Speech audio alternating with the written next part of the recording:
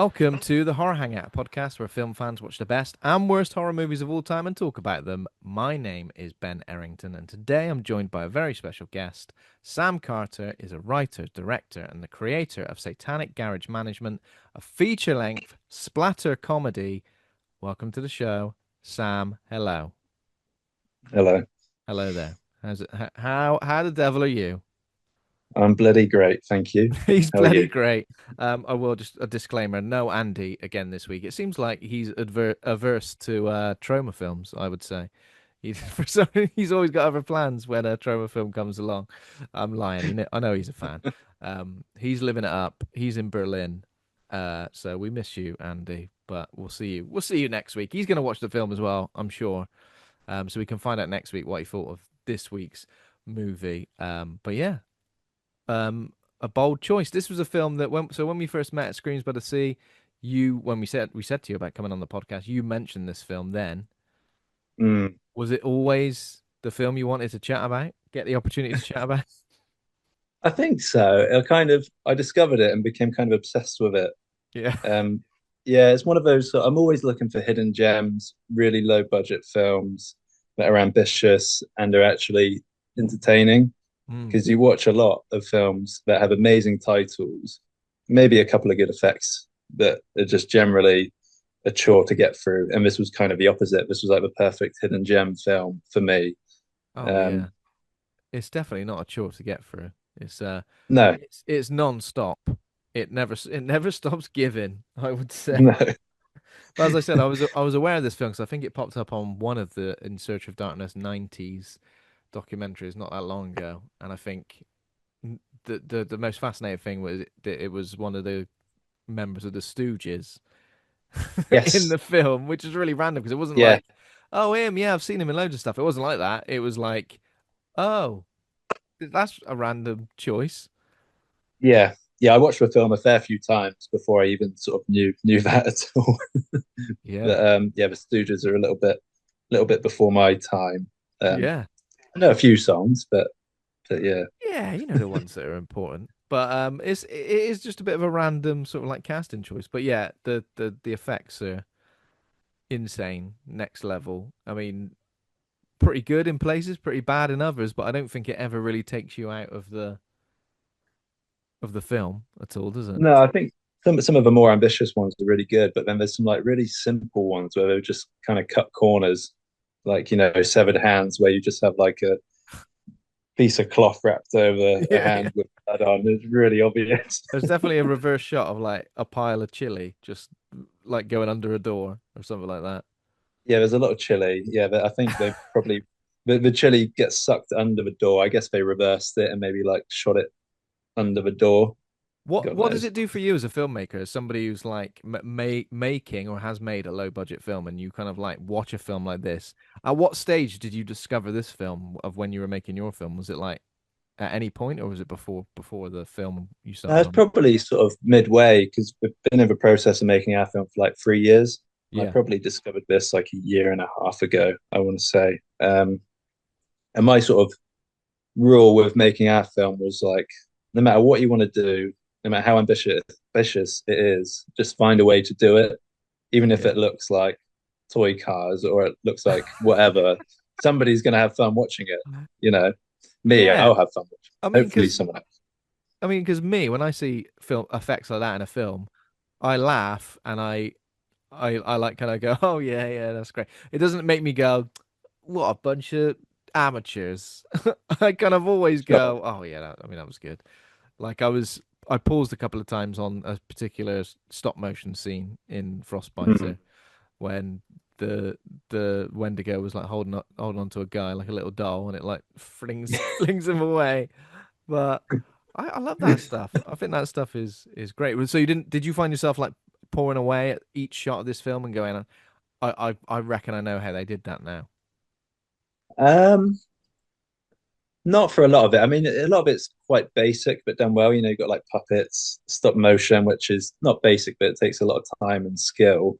Yeah. But there were just things that I saw and I thought, they've got no business in writing an airplane scene with like a dinosaur Yeah. with the budget they've got, but they went for it, and that kind of thing is like really inspiring to me. It's just that when I first saw that scene, I was just like screaming and Because that might laughing be the out loud. scene when you read the script initially. If you're making that film, you might go, "We might have to lose this scene. We can just pick up with the plane crash, maybe."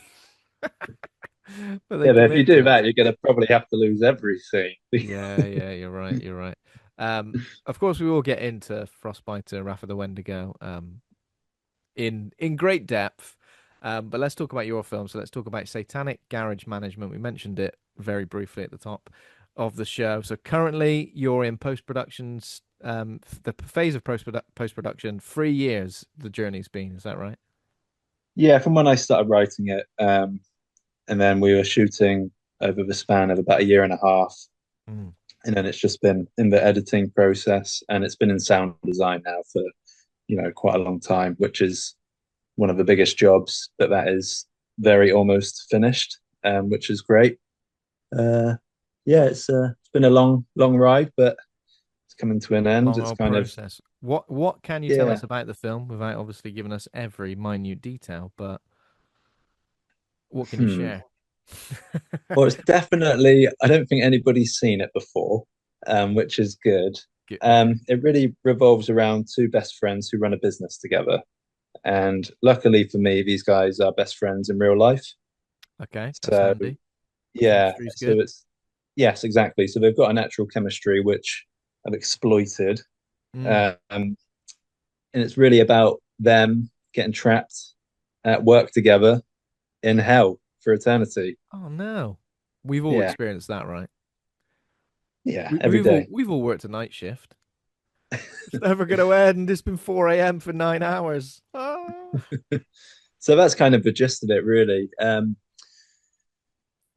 As demons, demon dogs, just all sorts of weird things. There's a Oh wow. dragon pops up at one point. Dragon. We've got You meant miniatures. so yeah, you mentioned miniatures, you mentioned stop motion, Yeah, other the film. effects as well.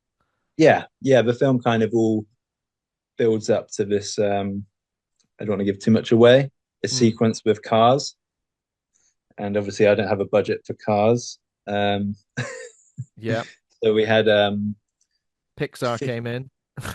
we, we had 50 Hot Wheels cars actually that were completely stripped down and recreated to look like sort of Mad Max Oh wow. style Okay, that's cool. vehicles. And I had to have the painstaking task of animating all these cars on sort of a sand Warhammer base, Oh green wow. screening out the background and doing various sequences, cutting between the cars and live action footage on green screens, that sort of thing. Wow. What an undertaking. So obviously you're doing the effects, writer, director, camera operator, as you mentioned. Is there anything that you haven't turned your hand to on this particular shoot? Um, no acting in this one. No I'm just trying acted, to. not even a little cameo. No, nothing. Oh, actually, no, I am in it. Yeah, I'm in it. You can't tell it's me though. You can't tell it's me. There's one demon which has been played by multiple crew members, Okay. so I had to do that at one point. Uh, yeah, I'm not doing the VFX or the sound design. Mm, Those are two other things I'm not doing. So that's amazing, man. I guess it's good that you've been able to do all of those things because now when you move whatever you make next time, if you don't have to do everything, it's going to feel like a walk in the park. It's going to feel like a holiday. yeah, it'll be nice to kind of the last thing I do is direct. Really, once you've sort of set up the lights, everyone you got to tell everyone what we're doing, set up a camera, and then like in the last second, a little bit of directing. So it'd be nice to focus on that Is on the anyone next one. directing this thing? Yeah, it's me as Kind of well. Yeah. kind of feels like that a lot of the time. Um, so yeah, I guess you're right at the tail end of post production. What's the next step going to be then, Sam? Probably enter it into a few film festivals, and just see what happens. Might maybe sort of get picked up by some of the smaller streamers for Mm. distribution, but that's maybe a bit ambitious for our level of film. If not, potentially I don't know. self-distributing. You say that, but I think in the last few years, or even as most recently as the last few months, we've seen some really low budget films. We've interviewed some filmmakers for low budget films that are streaming on platforms like Prime, platforms like Tubi, and stuff like that. Yeah, So I yeah. would say it's absolutely achievable. without doubt. And how many horror films have been made in Weymouth? Um, there was one from probably I want to say the 60s called The Damned, and it Okay. has who is in it? Is a very famous guy who's in it. Um, oh, what is his name? Oliver Stone is in it. Oliver Stone. Okay. The Damned is Yeah, called. The Damned. Yeah, I think Is it was sort of like a that what the band are named after? could be Maybe. Could be. Who maybe knows? not going to rule it out. Are there Uh, any moments in that film where you see it, or any moments in that film, or any moments in your film where you can like identify it as Weymouth or not really? well, I haven't watched The Damned. I'll be Okay. honest. I think a lot of it was filmed in Portland mostly, some in Weymouth. Okay. In our film, we have some establishing shots, but I kind of tried to keep the location not actually Weymouth, kind of like a neutral. So maybe not that identifiable. I I see. haven't exactly represented Weymouth. Hmm. Sorry. That's all right. Don't apologize to me. I'm not the mayor of Weymouth. Is there a mayor? I don't, is there? Don't There know. is, yeah, there There must be. is, Yeah, and it's not me. But yeah, I mean that's pretty exciting. I'm really looking forward to seeing it, Sam. And as I thank said, you. we'll get you on the once we've seen it, we'll get you on the show to discuss some details of it, the nitty gritty of it Yeah, as that'd be well. great. Yeah, so looking forward to that. And obviously today's film, Frostbite Wrath of the Wendigo, I guess has got a little bit of similar DNA, would you say, to your film?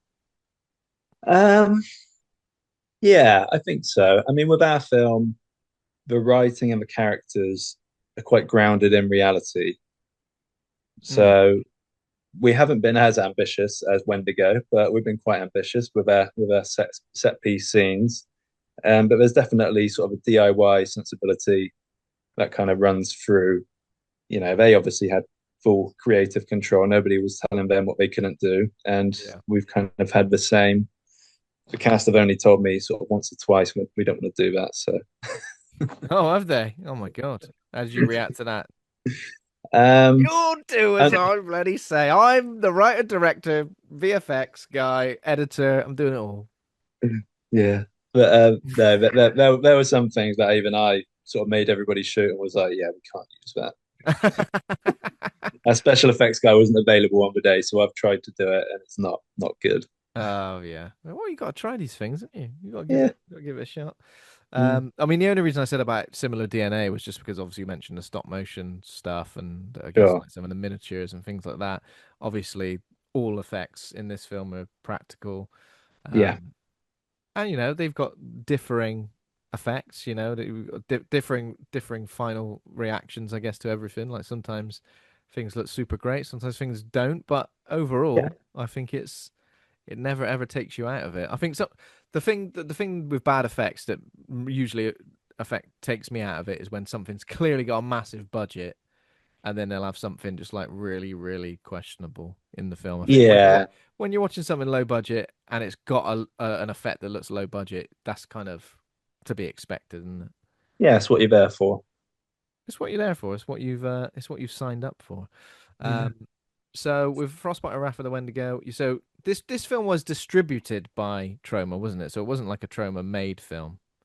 No, no, it's an independent film. I think Tom Chaney, the director, raised a lot of the funds on his own, and I think they had to sort of stop and start a lot when he sort of ran out of money. Hmm. And other crew members, possibly cast, I think were also putting money into it when they could. Yeah, Um, I know he took it to the American film market, and I think that's where Troma picked it up from, yeah, and then released it onto VHS and DVD. And it's had a bit of a comeback recently, by the yeah. sounds of it. It's not just me who's discovered it lately. It seems like it's I No, guess Vinegar Syndrome the to Vinegar thank for that. Syndrome Blu-ray, yeah, and obviously a lot of Yeah, people on Letterboxd are chatting about it as well. So it looks like a lot of people are watching it too, and yeah, obviously, so you got to meet Lloyd Kaufman as well just a little while ago, just last month. yeah. Just We last were month. Yeah, we were in the queue together. We were in the queue together. He signed some Satanic Garage Management merch, though, right? he did. He signed my baseball cap I had, and Nice. he was holding a black pen, and I thought that's good because the hat's grey. And Yeah. then right at the last second, he switched to an a luminous green pen, which you can barely see him. Oh no, you can go over it, can't you? That'll be all I, right. I guess so. Yeah, Yeah, I guess so. yeah, He switched to a luminous green on brand. Uh, yeah, what can you tell us about the Satanic Garage Management merch thing? Because I know I see you got a merch store with t-shirts and hats yeah. and That was I kind of sort of early days picture doing sort of like your typical crowdfunding yeah, type, raise some funds, and I kind of didn't really feel right asking people for money with like nothing to give back. So the film just kind of went on, and I'm paying mm, for everything, and you know, stretching my overdraft constantly for these past couple of yeah, years beyond belief. And then sort of during the sort of sound design, which was the last big cost, I yeah, kind of thought, right, I do actually need a bit of help for this. yeah. So I got some t-shirts done, and that the sort of the funding from those helps pay towards the last bit of sound design, Absolutely, that's which is good. nice. I Yeah. think uh, I think that sounds great, and the merchandise looks great as well. We'll put a link to that. We'll put a link to the Satanic Garage Management Instagram because there's lots of content on there about like behind the scenes stuff, and I guess it's a good place to keep up to speed with when the film will be finished and where Yes. where you can watch it. But we'll put a link to the merchandise as well, so everybody can go and check it out. Um, Thank you. don't write on it with a Loomis green pen, please. Um, don't do that. Okay, so let's also talk about. So I mentioned this to you before recording. A couple of weeks recently, I've kind of forgotten to do this. I don't really know why. I think we've just been getting into the nitty gritty of the film so much that I've forgot to ask people about their Mount Rush horror. Mount Rush horror, that's right.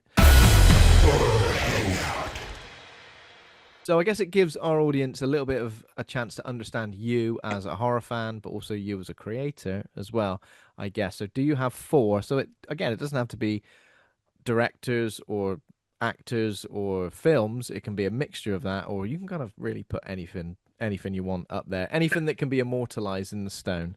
Okay, So what would your I'll four do be? directors because it's just easier then, isn't it? That's absolutely fine. I It's think. your choice, of Yeah, course. and four. There's four on Mount Four, Rushmore. yeah, that's right, yeah. Well, I'm going to do two old and two newer, more sort of contemporary Okay. directors. I guess that seems fair. Otherwise, I feel like I'm leaving people out, and That's I'll be up at night thinking about my. you'll be up all night. Don't want that. um, I think John Carpenter needs to be on my Mm, mountain for sure. yeah. I know you're a big fan. I'm a big fan, and I feel like it's so. I feel like it's probably the director that people have picked most for Mount Rush horror. I would say. I would assume so. Yeah, Yeah. just that catalog of films is. I don't think you can really rival it, can you? Yeah, there's just so many, Classics. and there's so many different variations and styles within there as well. So, Mm. um, someone else, I'm gonna put Sam Raimi, obviously. Oh That's yeah. kind of but I feel a bit bad because I probably haven't even watched half of his films. There's so many films Yeah, I mean he's got I have loads, isn't not it? seen. Have you seen the newest one, Send Help? Do you see that? Came out a few Not weeks ago. yet, no. We don't have a cinema in Weymouth anymore, unfortunately. So Oh I my see a God. lot. Yeah, I see a lot less films than what I used to. Oh, that is annoying. When did that happen? When did the cinema close down? Must have been last year or the year before last. No way. That's Yeah, frustrating. it's a real shame. So Yeah. Sam Raimi, just because I think his sort of slapstick style really inspired a lot of other creators in the sort of 80s and up until now. Mm. So he's got to go up there. Yeah. Good Um, shout. I think it's a good choice. Absolutely. that's that's two older filmmakers, so two Mm. new. I put Ari Aster up there. Yeah. Yeah. Good shout. Yeah. Right out the gate with Hereditary, followed up by Midsummer, and then Beau is Afraid, which is my favorite film of his. Oh, really? How do you feel about his sort of like pivot into stuff that's not specifically horror, I guess? Oh, Because I love it. I was a bit, I don't know, I wasn't quite ready for it. I almost wanted like maybe one or two more horror films Mm. before maybe he took this direction. Have you seen Eddington as well? Yeah, I've seen that a couple of times. Yeah. Yeah, I liked Eddington. I haven't actually seen Beau's Afraid. So Beau is Afraid is just kind of there's nothing you wouldn't have seen anything like it. It's complete Yeah, yeah. batshit insanity. It's maybe a little bit overstuffed and too long, but it's obviously a director doing whatever the hell he wants. Mm. I think it was A24's biggest budgeted film at the time and also their biggest Wow. flop at the time, which Oh isn't God. great. but it has got a lot of horror elements in it. Yeah. You know, Okay. Okay. yeah, if you're a sort of horror comedy fan, I would definitely check it out. It's Hmm. got sort of an absurd, almost like sketch comedy style tone to some of it. Yeah. It's a little unusual. Okay. Um, It but I kind of mean, when I first saw the trailer and stuff for it, I was thinking it was a bit like I always say this word wrong. Is it Cynic Docky New York? The I've never seen that. I've never watched it. yeah, I've seen it, and that absurdist nature of it made me feel like it was the same. And I remember like kind of not hating it, but at the same time thinking, do I get it? Is this for someone in my pay grade of like I brain think it will function? be. I think the themes are like they kind of bash you over the head with it a lot. It's Yeah. I think you would get it. I think you would enjoy it, especially the first 30 minutes are like an absolute masterpiece. Just roller coaster, just insane. And then it just kind of gets weirder from there. Hmm. But yeah, I Okay. think that's why he's on there for me, just because he has branched out and done other things which I think are equally Yeah. interesting but It's almost different. like he was successful enough with those first two films that they were like, right, okay, now you can pretty much do whatever you want now. And then he had to go and do Eddington, like a more normal film afterwards. A slightly more normal film, yeah. But it's Uh, still pretty dark, Eddington. it's dark, yeah, yeah. It's a weird one. It's a weird Mm. one. Okay, so then I've got one more pick, right? One more pick, yeah, up there, alongside John, Sam, and Ari. Okay. I'm gonna put it's obviously got to be someone of more recent times. I'll put Stephen Katanski up there Okay, explain because explain that choice. well, he's kind of like carrying the torch for like an older style of film, like the B movie you would pick up from the video store based off of the cover alone. Mm, He's continuing this sort of filmmaking with like loads of practical effects. He does all his effects, which are just insane. mm. I think his films are really fun to watch. I'm not seeing Deathstalker yet. No, I've not seen Deathstalker. A lot of people have seen Deathstalker, so I'd like to try and find out how I can see it at some Yeah, I point don't know soon. if it's available for us yet. No. So Yeah. any film of his particular that is your favorite, would you say? Psycho Gorman or Yeah, probably be Psycho Gorman. I really liked Manborg, like his first film, which he made for like apparently yeah. $500. I've not actually seen that one. Oh, it's Um mental. It's so good. I mean, it's all on like $500. a green screen, but Yeah. the effects are still really good. Apparently, he made it for like next to nothing. Totally worth a watch. What did you And think Frank, of The Void? The Void. Yes, I like The Void. It's not perfect. No. I think it kind of runs out of steam a little bit towards the end, Yeah. but the monsters and like the creatures are amazing. Yeah. Yeah. I I feel like it looked right up my street and it looked exactly Mm. the kind of film I wanted, but then it didn't quite take it as far as I kind of needed it to. Still Yes, really good. Like obviously visually it's good, isn't it? yeah, I kind of felt like that. I kind of felt like the characters and the story were lacking a little bit, but the creatures were a 10 out of 10. Give Yeah. them that. I need to go and watch Manborg then, I think. Yeah, Manborg's great. And I can't remember if he directed Father's Day, but he definitely worked on it, which was released by Troma. That's another good one. And of Yeah, like course, Frankie Frico, the recent one. Frankie Freaker, yeah. So it looks like Father's Day was directed by like six people. The Astron Six. Yes, yeah. Yeah. Yeah, they're all part of like the same crew Yeah. who do So Psycho, is all that those like an films. anthology type thing, or is it just one? No, I think that's Uh, like the production company. oh, I Um, see. I yeah, I'm see. just looking here because they did a parody Giallo film called The Editor. Oh, did they? Yeah, that's really funny because like all the dialogues like dubbed. Like it's Yeah. it's a good film. It's really good.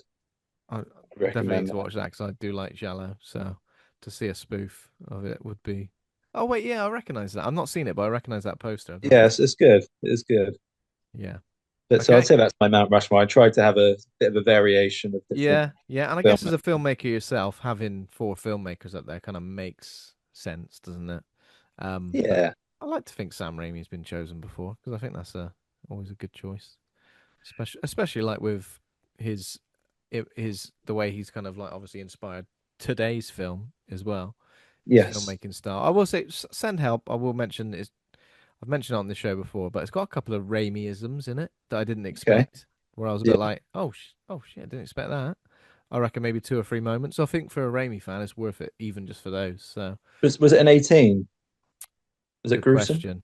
Yeah. It was kind of gruesome in places, but more like yuck gruesome, like Drag Me to Hell, I guess, rather than straight up gore, if that Okay. makes sense. Like, Yeah. yeah, Okay. Some kind of gross out gross scenes. out bodily fluids stuff, and there is, I mean, there's plenty of blood. I think it was a 15 now, if I remember correctly. Okay. Yeah, It's usually quite obvious when you're watching one of his films, even if it's Spider-Man, you can kind of tell with the like camera movements and yeah. editing Well, sort of we've always styles. mentioned the Doctor Octopus scene in the hospital Mm, for being like a yeah, terrifying. essentially a horror film Yeah. sequence, isn't it? Yeah. Um, I've just been watching. I recently watched just like the train the train sequence as well. Doctor Octopus don't give a shit. He's taking people out the train and slinging them at Spider-Man. I'm just like, what's this guy's problem? I don't know what his problem is. Is that old inhibitor chip on the back of his head has been fried. Um, okay, It's like so the heavily memed scene of Peter Parker holding the train, yeah, looking yeah. like he's gonna burst. He looking like he's gonna burst. That's probably I reckon that's one of my favorite superhero sequences ever. Yeah, Epic.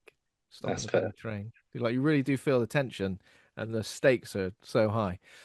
Okay. So that's your Mount Rush horror. Great choices. Let's talk a little bit about some horror news. Evil Dead Wrath. The next Evil Dead movie has entered production. Kind of crazy that this is entered production when Evil Dead Burn has only just finished production. I guess they like tagged each other in, Oh possibly. wow, okay, yeah. Yeah, and I guess this is a trilogy of sorts. I know there's a different filmmaker for each film, Mm, but I guess Evil Dead Rise, Evil Dead Burn, Evil Dead Wrath, because Sebastian Vanisek's Evil Dead Burn will release July 24th. We haven't seen anything of that yet, have we? We haven't no. seen any footage, any photos, anything. But writer director Francis Galuppi, who made The Last Stop in Yuma County, is in charge of Evil Dead Wrath. There's no other real news currently about when it'll be released. I guess probably in a couple of years. Sam Raimi is still producing. Bruce Campbell and Lee Cronin are executive producing. It stars Charlotte Hope, Zach Gilford, Josh Hellman, Jesse McNamee. Uh, yeah, who knows what it's going to be? I don't even we don't even have any plot details for Evil Dead Burn, do we? No, well, I'm guessing something's gonna burn. It's gonna Someone's be gonna fire. bloody burn in it. Yeah, Yeah, it's gonna be someone's gonna be. fire. It's a fire. It's a fireman. It's gonna take place in a fireman's house, or a fire station. That makes more sense. Fire station, yeah. That What works. do you like Evil Dead Rise? Um, I think it technically is a really cool film. Mm. I didn't love it. Yeah. I think just any of the modern Evil Dead films for me, like I get the appeal. I like the remake, the 2012 or 13, was it? Yeah. Yeah. Yeah, I thought that was cool. I'm just so into like the charm and the silliness of Evil Dead 2 Is and an Army of Darkness. is that what you need then? In an ideal world, what would you have? Would you have Sam Raimi returns to direct an Evil Dead film and it's the I same? mean, I was really enjoying the series, and they kind of, I Oh think it yeah. got cancelled because nobody watched Stars or whatever Yeah. the Stars with company a Z. was. Bloody Because hell. it kind of ended with Bruce Campbell with like a cool car going into some sort of like desert hellscape. Okay. And Some sort of I like always have this sort of, post-apocalyptic. Yeah, yeah. yeah, I always have this idea like for an Evil Dead title called Evil Dead Race because my mind has been on car races so much lately. Yeah, yeah, yeah. It's like Wacky Races, but just Yeah, with like Evil Dead. against Deadites and racing for the Necronomicon or something. I don't Yeah. It's they tend to just be with these new films, it's just kind of like, oh, the Evil Dead stuff happens, but in a know. place. Yeah, And I that mean, I think they're entertaining to watch. I'll be interested to watch the next one because I saw the director Sebastian something. I can't remember what he said his surname was. He made Infested, which I thought was a really good yeah. Which in a way was like Evil Dead Evil Dead Rise with Rise. Yeah, spiders, wasn't it? It was just like yeah, it yeah. came out the same year as well, I think. Did you like it? Do you like Evil Dead Yeah, Rise? yeah. So I did kind of like Evil Dead Rise. It didn't change my life, but I liked it to a degree. I'm kind of with you. I kind of feel like the vibe of two and Army of Darkness, even more so than the original. I feel like those two just capture something. It's like lightning in a bottle, isn't it? That For film. sure. Yeah. And I like Evil Dead 2013 as well, but for completely different reasons. So I would never say watch Evil Dead 2013, but forget the rest. It's almost like watch Army of Darkness and Evil Dead 2, and then Evil Dead is a nice little side dish, you know? Yeah. Yeah. I always watch what they're going to put out, obviously. Yeah. But yeah, I thought the TV show kind of I've encapsulated that lightning in the bottle to a degree. yeah, I've seen a little bit of the TV show. Um, I want to say like a handful of episodes, but it's definitely something I should probably go back to. All they've released for Evil Dead Wrath is this kind of like retro style logo. So Oh yes, I did see that. the Yeah. people are saying, "Oh, is it going to be a prequel?" Or people are saying, "Could it be a prequel to The Evil Dead in a way, possibly?" Yeah, Yeah. we'll see what Yeah, I feel happens. like there's a lot of crowd sort of fan appeasement with like, featuring certain moments in these sort of newer ones, and it's not that interesting to me. Yeah, I Just need rather to be see fair Bruce though. Campbell. Evil Dead Rise, I'll probably need to rewatch it because I think I've only seen it once, so a Yeah, rewatch would me too. probably be Yeah. good. I mean, that title card moment is pretty spectacular, right? Yeah, and I liked the change of location. Don't get me wrong, like I actually thought that was quite a fresh sort of take on it. Mm. I'm just such a fan of the old ones. Yeah, It's going to be hard to really please me. yeah, makes total sense. Um, I guess another controversial film is, and moving on from Evil Dead, because we go from the Evil Dead Rise director Lee Cronin, his new film Yeah. The Mummy. We've got an actual trailer now. I think we had a teaser and maybe a poster a few weeks ago, but now we've got an actual trailer. Don't know if you've seen this trailer, Sam. No, If no. you're are you a trailer guy or are you avoid trailers at all costs? I don't avoid them at all costs. If there's something I want to watch, I'll check out the trailer. I do get annoyed when they're really long, and I feel like I've now watched the film. Yeah. All the plot points are covered. Oh yeah, yeah. I can work out the Yeah, three act structure for but this. sometimes a trailer can make me think I don't like the look of this, and then when I watch it, I'm like, oh, actually, they did a really good job at making it seem like it was something else. Yeah, yeah. And then Oh yeah, yeah. I know really what you like, mean. That can go one of two ways though. I feel yeah, like you can be like, I was really looking forward to this, and now it's something else. Or yes, it's good to have your expectations subverted like that. Um, yeah, this looks a bit weird because it's not like a traditional. It's about a young girl who goes missing and then turns up 8 years later and returns to the family, and they find her in a sarcophagus and she's wrapped up like a mummy. So like it's not okay, a yeah, so it's not like a traditional mummy monster type of sure, movie. okay, sounds Looks a very interesting. different, and I think Cronin has described it as one part poltergeist, one part Seven. Now, that's kind of an Okay, odd combination, isn't it? Because it's almost like it is. police procedural, crime procedural, potentially, and also like some sort of haunting. Yeah, I don't know. okay, To be fair, this was one. It definitely wasn't what I was expecting them to do with this. Um, I thought they were just going to go back to basics with like a sort of monster movie. sure. The mummy in Um, a pyramid chasing everyone around. Yeah, a couple of people have inboxed me and said apparently no Egyptian actors or crew were involved, and apparently that's a point of contention. I think that's a similar point of contention to the movie Whistle, where I think Okay, a lot of people, anyone from the Latinx community, haven't been involved in the making of that film as well. So okay, right. again, I kind of get it. Um, Yeah, it's just yeah. But again, it looks like Lee Cronin has gone. I'm gonna make a mummy movie that isn't obviously it's gonna have certain parts of Egyptian culture in it, but as far as I can tell from the film, is it? I don't even think it's set in Egypt. Like it just seems like the it's the local sarcophagus. sarcophagus. Yeah, Yeah, yeah, yeah. well, we actually in Dorchester we have a Tutankhamun museum for some Oh my reason. God, there we go. There's the origin story to the Weymouth mummy. Yeah, but is this part of like the? Because I know there was a plan to reboot the Universal monsters, and we had the Invisible Man Yeah. and So I think Wolfman. Is it part of that? I think it's related to that. So it's not obviously they completely binned off the old Dark Universe thing with Universal, didn't they? Where they were going to have like a Ryan Gosling Wolfman and a Johnny Depp Invisible Man, all that stuff. I think that all got binned with Tom after Tom Cruise's The Mummy. But I guess this is kind of like I think it's a soft reboot, I guess, but I don't think they're like connected in any way. They've not got like, Sure. if you remember, Russell Crowe was going to be like the sort of the Nick Fury of that universe when he was what's his name when the fellow turns into a monster. Why can't I think of what his name is? It's gone from my head. What film are you Famous talking about? famous monstrous character who takes a potion and turns into Oh, Jekyll and Hyde. Jekyll and Hyde. Yeah, you're Why right. did that go out of my head? I think it's because Oh, I didn't. I said Oh, Russell right. Crowe out loud, and I was going Crow and Man, Crow and Turns John into a crow, a giant crow. turns into a giant crow. Yeah, he was like Jekyll, and he was like the Nick Fury of that universe where he's going, come into me house, and he's got like, all these things on the wall that like are related to vampires and werewolves and stuff. So yeah, Okay. did you see the Wolfman last year? Did you see? No, I didn't catch that. No. Was it good?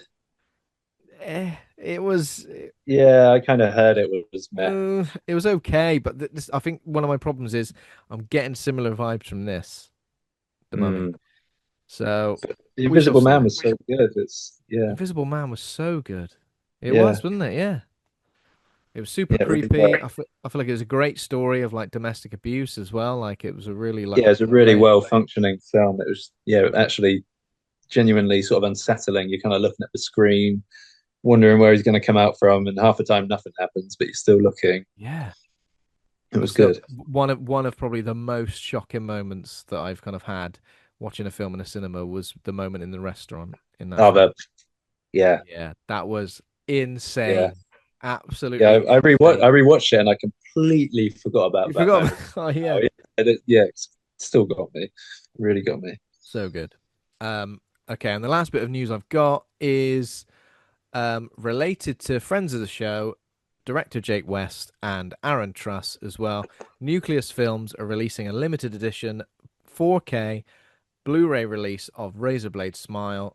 We brought the news about the US release in November last year, but now we're getting the UK release available on the 20th of April 2026. Limited editions will all have numbered slipcases, postcards, fold-out double-sided poster. Oh my God.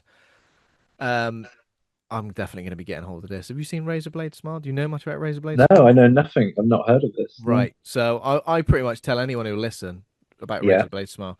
I'm Razorblade listening. Smile is essentially Underworld if Uh-huh. it was made like 5 years earlier and it was British and it was super, super horny, and over the top and ridiculous. And it like if you watch that film and you go, if Underworld haven't ripped this off, I don't know what to say. Really? It is insane. It's just And it's it's so British. and it's British as well. And director Wow. we've had so we caught the 4K remaster at Fright Fest, and we got a great interview with a couple of the stars and a great interview with Jake outside the cinema, sort of afterwards as well. And Horror Hangout are included apparently twice on this particular Blu-ray. Our interview with Oh, him is on the Blu-ray, oh, and we're wicked. and we're included on a 25-year anniversary documentary. Our like, initial reactions to the film after seeing it in 4K are Yeah. on there as well. So a bit, I guess, yeah, a bit of a moment for us as a podcast as well. Yeah, So brilliant. Oh, I'll look into that. I might grab myself a copy. yeah, man, do it. I know Andy's already ordered his copy just because he just wants to see himself on the in 4K. That's it. He wants to see himself on the big screen. Yeah, we posted about it a couple of times on our socials already. So if you want any more information or links, then go and have a look for Yeah, that. perfect. Amazing. Okay, so just before we get into Frostbiter, I'm just going to very, very quickly talk about anything we've been watching recently. Anything you've seen recently you want to recommend, new or old? Doesn't it, horror or horror adjacent, I guess. Okay. Well, in preparation for this, watched Mosquito as Okay. well, which is a film. Tom, yeah, I'm not surprised you haven't heard of it, but it was released in 1995, and I think it played on like the sort of USA Sci-Fi network for a Okay. long time. at like midnight. Um, it was filmed by Tom Chaney, director of Frostbiter, Oh, nice. and one of the sort of special effects guys from Frostbiter directed it. Oh, It's wow. Okay. got Gunnar Hansen in it Oh, with nice. a absolutely terrible performance, unfortunately. Gunner. Uh, yeah, he kind of fumbles it, but Ron Ashton is in it again. Yeah. Okay. And it's another sort of, I guess they filmed it in Michigan, Hmm. which is where Frostbite was filmed as well. And it's about sort of a alien spaceship that crashes into Earth, and a you have this amazing macro shot of a mosquito being born, which Oh. I've never seen before. And it's a real shot. I don't know Oh, if like it's a like real shot. Okay. I don't Okay. know if it's like stock footage they found or not, but it looks amazing. And I'm looking at some footage of someone's eyes like properly popping out.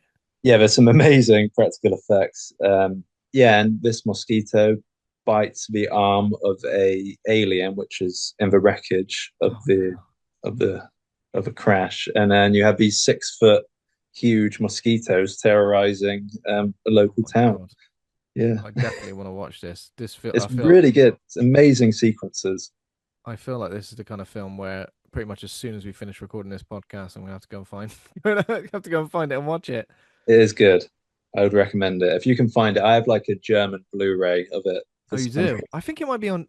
I feel like it might be on Shudder because now I'm looking at the. I don't know if it's on UK Shudder, but now I'm looking at the poster. I feel like I've like scrolled past that, like looked at Yeah. it very briefly. I've like Well, on a streaming service. next time you're scrolling, if you see it, just watch it. Oh yeah, You definitely. like it. If it's the same director's, well, not the same director, No, the it's a lot of the same a lot of people the same involved. people. Yeah, Yeah, yeah. cool. Any Uh, anything what else else at all? did I watch? I went to watch. What's the order? Good luck, have fun, don't die on the weekend. I've seen that. You've seen it? Yeah, did you like it? I I liked it. I felt well. Actually, you tell me first. Well, I was really enjoying it. I liked it a lot. The ending left me a little bit confused. Yeah, it left me a bit confused and a bit like, oh, was that a good ending? I Was don't any know. of it real? I don't know. Is it Yeah. all in like a virtual reality or I yeah? also I did like what he was saying about AI and a lot of that stuff, but I don't know, it got a bit generic in places, like in terms of like the fight against AI type of thing, where it's just like just a kid has created it and he sat on Yeah. top. Do you know what I mean? Like that felt a bit like a bit generic apocalyptic AI future thing. I wanted to see more of the because if you I don't know if you saw the trailer before that, it seemed like we started in this post-apocalyptic world and maybe kind of like went back. Oh, I didn't actually catch a trailer. No, I didn't Oh, you see that. didn't, and it felt like you only saw that maybe once or twice. Although I did like the kind of episodic nature of it because I heard someone describe it as like a Black Mirror mixtape. Yeah, you kind of get the vignettes of seeing each character and like their day leading up to the event in the diner. Yeah, Yeah, I thought the structure of it was really good. I enjoyed all of that. structure of it was great, wasn't it? Yeah, but yeah, there were some bits where maybe I wanted to find out more about a little bit. I don't know, like Yeah, I don't know if Ingrid's they. character, the princess, Yeah, was. I feel like that story was probably like some of the best within the film. yeah, yeah. I kind of wonder if they maybe cut some scenes that maybe explained more or Yeah, something. I don't know. Gore Verbinski was apparently getting people to like denounce AI and then get free tickets to the film. I don't know if you saw that. No. Yeah, I don't know how it worked, but he's like, if you pretty much if you just like put a social post out basically saying like fuck AI and then he saw it he would get you free tickets or something like that.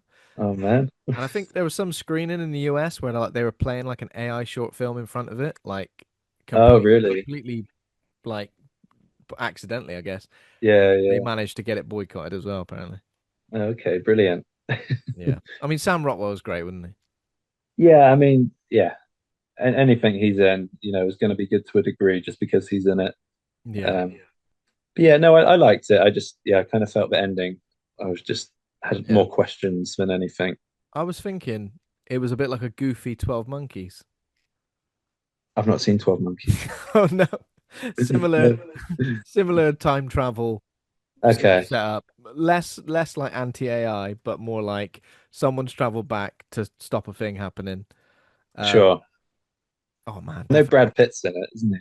Brad Pitt's in it, yeah. Bruce Willis ends up in a asylum of sorts, and Brad Pitt's there. Oh man, you got what? 12 Monkeys is great, Yes, and it's one of those. I've known about it for a long time, and I kind of want to watch it, but I've just never seen it yeah, anywhere. in a way, he's got a kind of similar outfit to Sam Rockwell, like his time travel outfit is a bit like clear jacket. He's got like a bit of a Plastic bubble raincoat. plastic raincoat type thing. It's a bit more bulky, if I remember, in 12 Monkeys. Terry Gilliam. Okay. I remember watching 12 Monkeys when I was really young, and it so went over my head. I was just like, that Yeah. was a load of rubbish. And I came back to it going, oh yeah, 12 Monkeys, that's awful, isn't it? Yeah. And I watched it, I was like, this is a masterpiece. What's wrong with me? Can't trust your 12-year-old brain. Can't trust 12-year-old Brown. I mean, for some things, South Park, WWE, definitely. Yeah, that stays the same. That stays exactly the same, yeah. But that's all I had down for the only thing I've really seen is Good Luck, Have Fun, Don't Die. And again, great title. I enjoyed the way the title sequence came up on screen, and there was obviously a good moment when someone says that in the film. You're like, that's the what are we? Some kind of Suicide Squad moment? Sure, sure. Yeah. Okay. So let's talk about movie of the week. Frostbiter, Wrath of the Wendigo. Which, Mm, so let's briefly talk about this because obviously it's a little bit confusing. Is the fact that it was filmed in 1988 but didn't actually get a release officially until 1995. yes. And it was actually when they were filming it, it was just called Wendigo. Okay. Oh yeah, And I before, guess on the Vinegar Syndrome Blu-ray, did the title that came up, the title card, did it just say Wendigo? yeah, It did, yeah. yeah. And Troma changed the name apparently. And also, I think before they were filming, it was called like Wrath of the Snowman, Okay. which luckily they, had some sense. Wrath of the Snowman is like a Goosebumps book title, isn't it? Yeah, yeah, exactly. Um, So Wrath of the Wendigo is an independent comedy horror film filmed sometime in 1988, but it was released in 1995 by Troma Entertainment. And one of the stars, Ron Ashton, was the guitarist for the Stooges. I wonder what the rest of the band thought when this came but out. from the sounds of it, I think they're on a bit of a hiatus around Yeah, this time, or like a bit of a lull, because he wanted to get into acting, and then I think he did this film, then Mosquito. I don't know if he did anything else, and then the band got popular again, apparently. So he just went back to the Stooges. he just went. Oh, he came back with his tail between his legs. Yeah, Uh, exactly. So Ron Ashton, when did he pass away? Because I'm just trying to check when it how long. Um, don't know. 2009 he passed away, and he was active. Well, he had a few stints in the Stooges, 67 to 71, 72 to 74, and then 2003 to 2009. So he was out of it for a while, out of it for a Yeah. good like almost 30 years, which is kind of crazy. Yeah. So in terms of the plot, what have we got? So, two friends go hunting in the woods of North Michigan. While wandering in the woods, they accidentally break a sacred circle, releasing a terrible monster, Oh no, it's not. It didn't look like an accident. the Wendigo. I was going to say the same thing. No way was it an accident. Oh, I'm going to kill you in a minute. I will. I will. I will. Oh, I've killed you. Excuse me. Yeah, not at any point did anyone go, yeah, that'll hold up. No, yeah, he's pointing a shotgun at him straight away for no reason Yeah, whatsoever. absolutely out of order. In terms of IMDb, 4.9 out of 10. Rotten Tomatoes, there's no score for critics or audiences. Not enough Ah, people have logged come one. on, come So on. if I can get my hands on a Rotten Tomatoes approved critic license, I'm getting straight on there and rating this. Letterbox 3.3 out of 5, a little bit more generous. Okay, Fake Voorhees, so some choice reviews from there. Fake Voorhees says joyously goofy and violent, low budget regional horror comedy that's a winterized Evil Dead homage from Raimi's home state. yeah. 4 stars. Colin says highlights include songs about Chile, Prince samples, stop motion monsters, the model airplane crash, and acting from a member of the Stooges. A joy to watch. 5 stars. D. Edwards says chaotic in most of the right ways, delivering both intentional and unintentional laughs. 3.5 stars. And finally, Comrie says, "Holy fuck, what a ride!" 4.5 stars. Yeah, some nice reviews. Yeah, some nice. To be fair, not that many negative reviews on Letterboxd. You had to really Yeah, dig deep to find. Usually, I try and have like a nice cross section of reviews, but the negative ones didn't really say anything that interesting. So I thought, well, just just leave like them out. leave them out. Yeah, just like going crap, boring. It's just like, well, it definitely ain't boring. I don't know if I don't know what to say to you, but it definitely ain't boring. Um, yeah. So I mean, so obviously written and directed by Tom Chaney, but also cast wise, we got Ron Ashton as Gary, Laurie Baker as Sandy, Patrick Butler as Peter, Devlin Burton as Leo, and then obviously there's a ragtag group of fellas on the hunting Yeah. trip. Um, yeah. So as you said, so your first inkling of it, you just went out and bought the Vinegar Syndrome Blu-ray. Is that what you did? Yeah, so somebody on Instagram was made a post about it and showed some clips, and they Mm. just said about, how much fun it was to watch because the filmmakers were obviously having so much fun making it. And I thought this sounds like my sort of thing. Yeah. Sounds like And your cup of tea. yeah, doing a research, Tom Chaney was I think 25 when they made it, so he's a young guy, and Yeah. it's an impressive film. 17,500. I don't know if that was the entire budget. That was how much money he put into it. So it was 125,000. Yes, yeah. I Yeah, mean, yeah, he said that's he saved up money to put into it, but yeah, on the commentary track it said the budget was probably around 100 to 150,000 over mm, the span of the sort of 2 or 3 years that they took to film it. yeah. Says Cheney placed undeveloped film in his home freezer until Kodak volunteered to develop it on a pay-as-you-go plan. So it's obviously Wow. like after he filmed it. So that's obviously why it took so long to eventually get a release, isn't it? Yeah, he said the biggest costs were yeah, film and cheeseburgers. Film and cheeseburgers, yeah, Yeah, similar price. I guess props. And chili. And chili, yeah. Oh, and chili, yeah. Gary Jones provided the special effects for it. Is Gary Jones the director of Mosquito? Mosquito, Yeah. yes. Yeah. So he worked on the effects for Moontrap. That's a film we've covered as well. And again, that's an interesting thing because that's got Is that Bruce got Bruce Campbell in it. Campbell in it? Yeah. Yeah. So that's I've a not seen. nice connection, I guess, to There's a lot of overlap yeah. actually for Evil Dead in this film. Okay. It was all, they're Michigan filmmakers. Apparently Tom Chaney um, went to the premiere of Evil Dead in Okay. whatever town or city in Michigan, and saw like one of the first or the first screening of it, and he claims he got Bruce Campbell's like first ever autograph. Oh wow. What he Okay. says, yeah, That's awesome. Obviously there is an Evil Dead poster in the yes, cabin, isn't there? yeah, Do you know what poster features in The Evil Dead? Hills of Eyes, isn't Yeah, you got it. I knew you'd have it, but I it? just wanted I just wanted to make sure. I don't know if I would have got that, to be fair. Um, But yeah, apparently Sam Raimi came and did a talk in his film school as well, Tom Chaney, oh wow, okay. which is quite nice, and he was very inspired, obviously, by Evil Dead, and went on to make his own Evil Dead. Yeah. Yeah, that's pretty incredible, isn't it?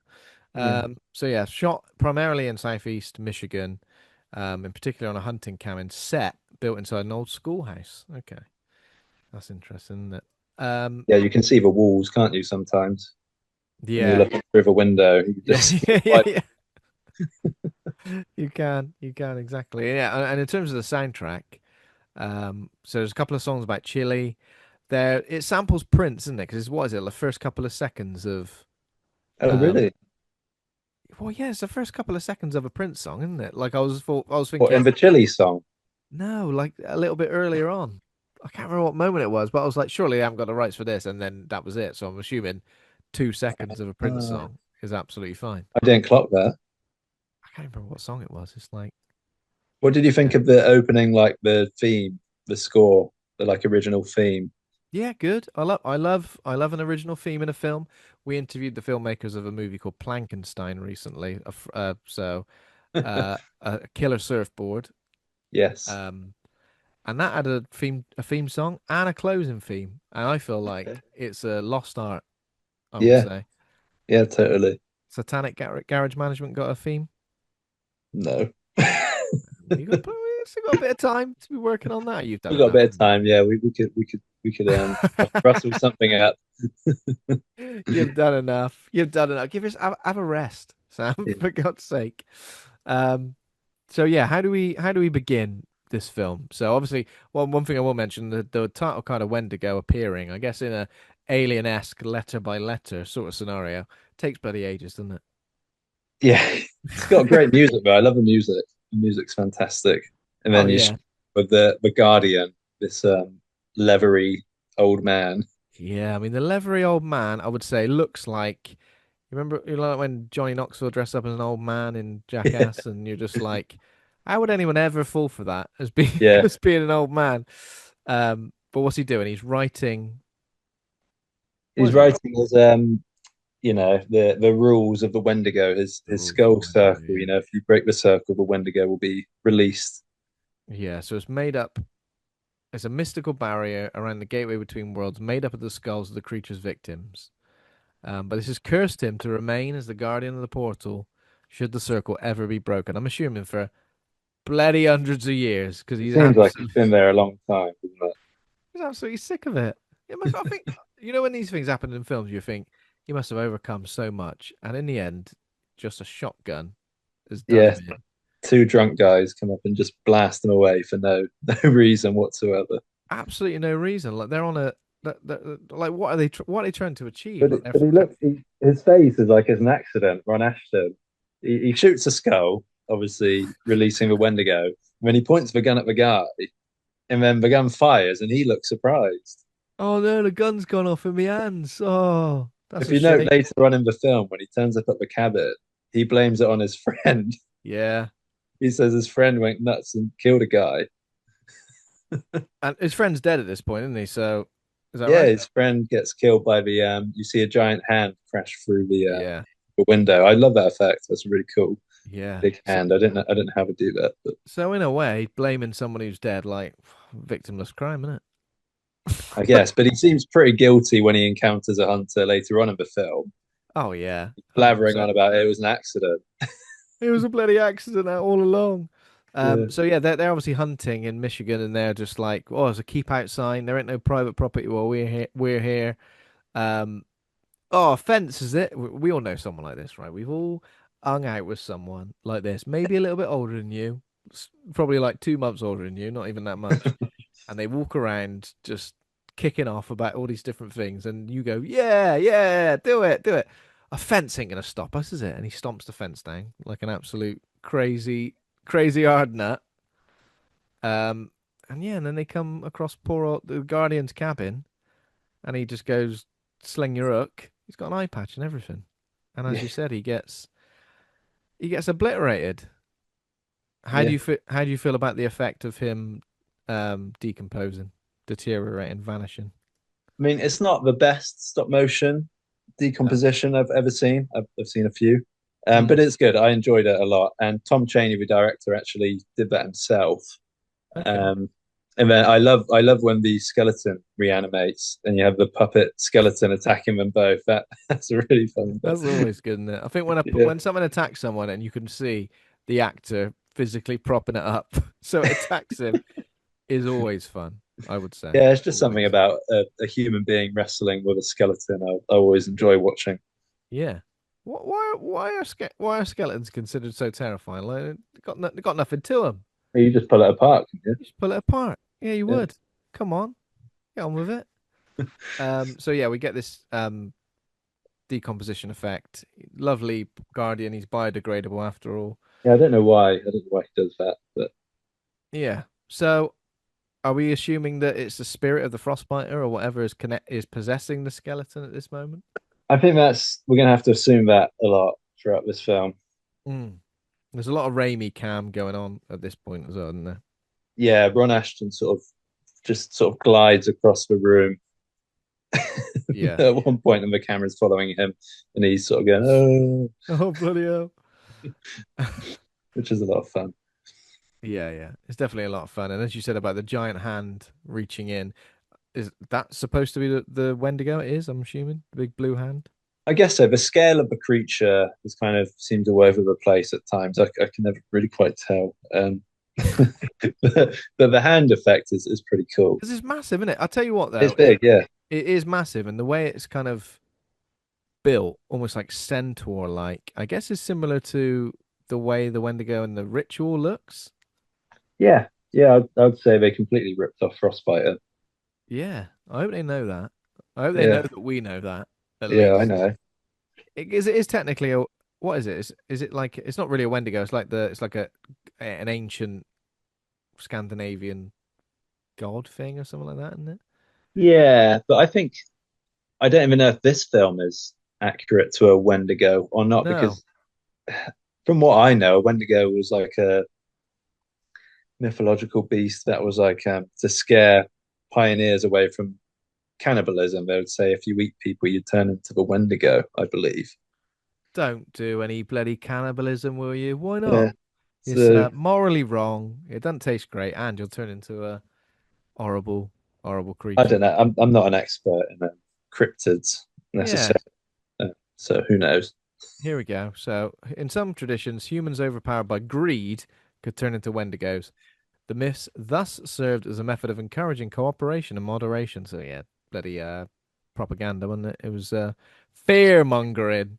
Fear mongering. Cannibalism, you'll turn into a Wendigo. What's that? You don't agree with what I say you should do? You'll turn into a Wendigo. Oh no. Humans could also turn into Wendigos by being in contact with them for too long. Okay. Sorry, I gotta go. I gotta go. No, no, I haven't finished my story. Wait, wait. No, I gotta go. I'll turn into a Wendigo if I carry on. A really good way of getting out of those situations. I think there was a film called Antlers, which was about a Wendigo, I believe.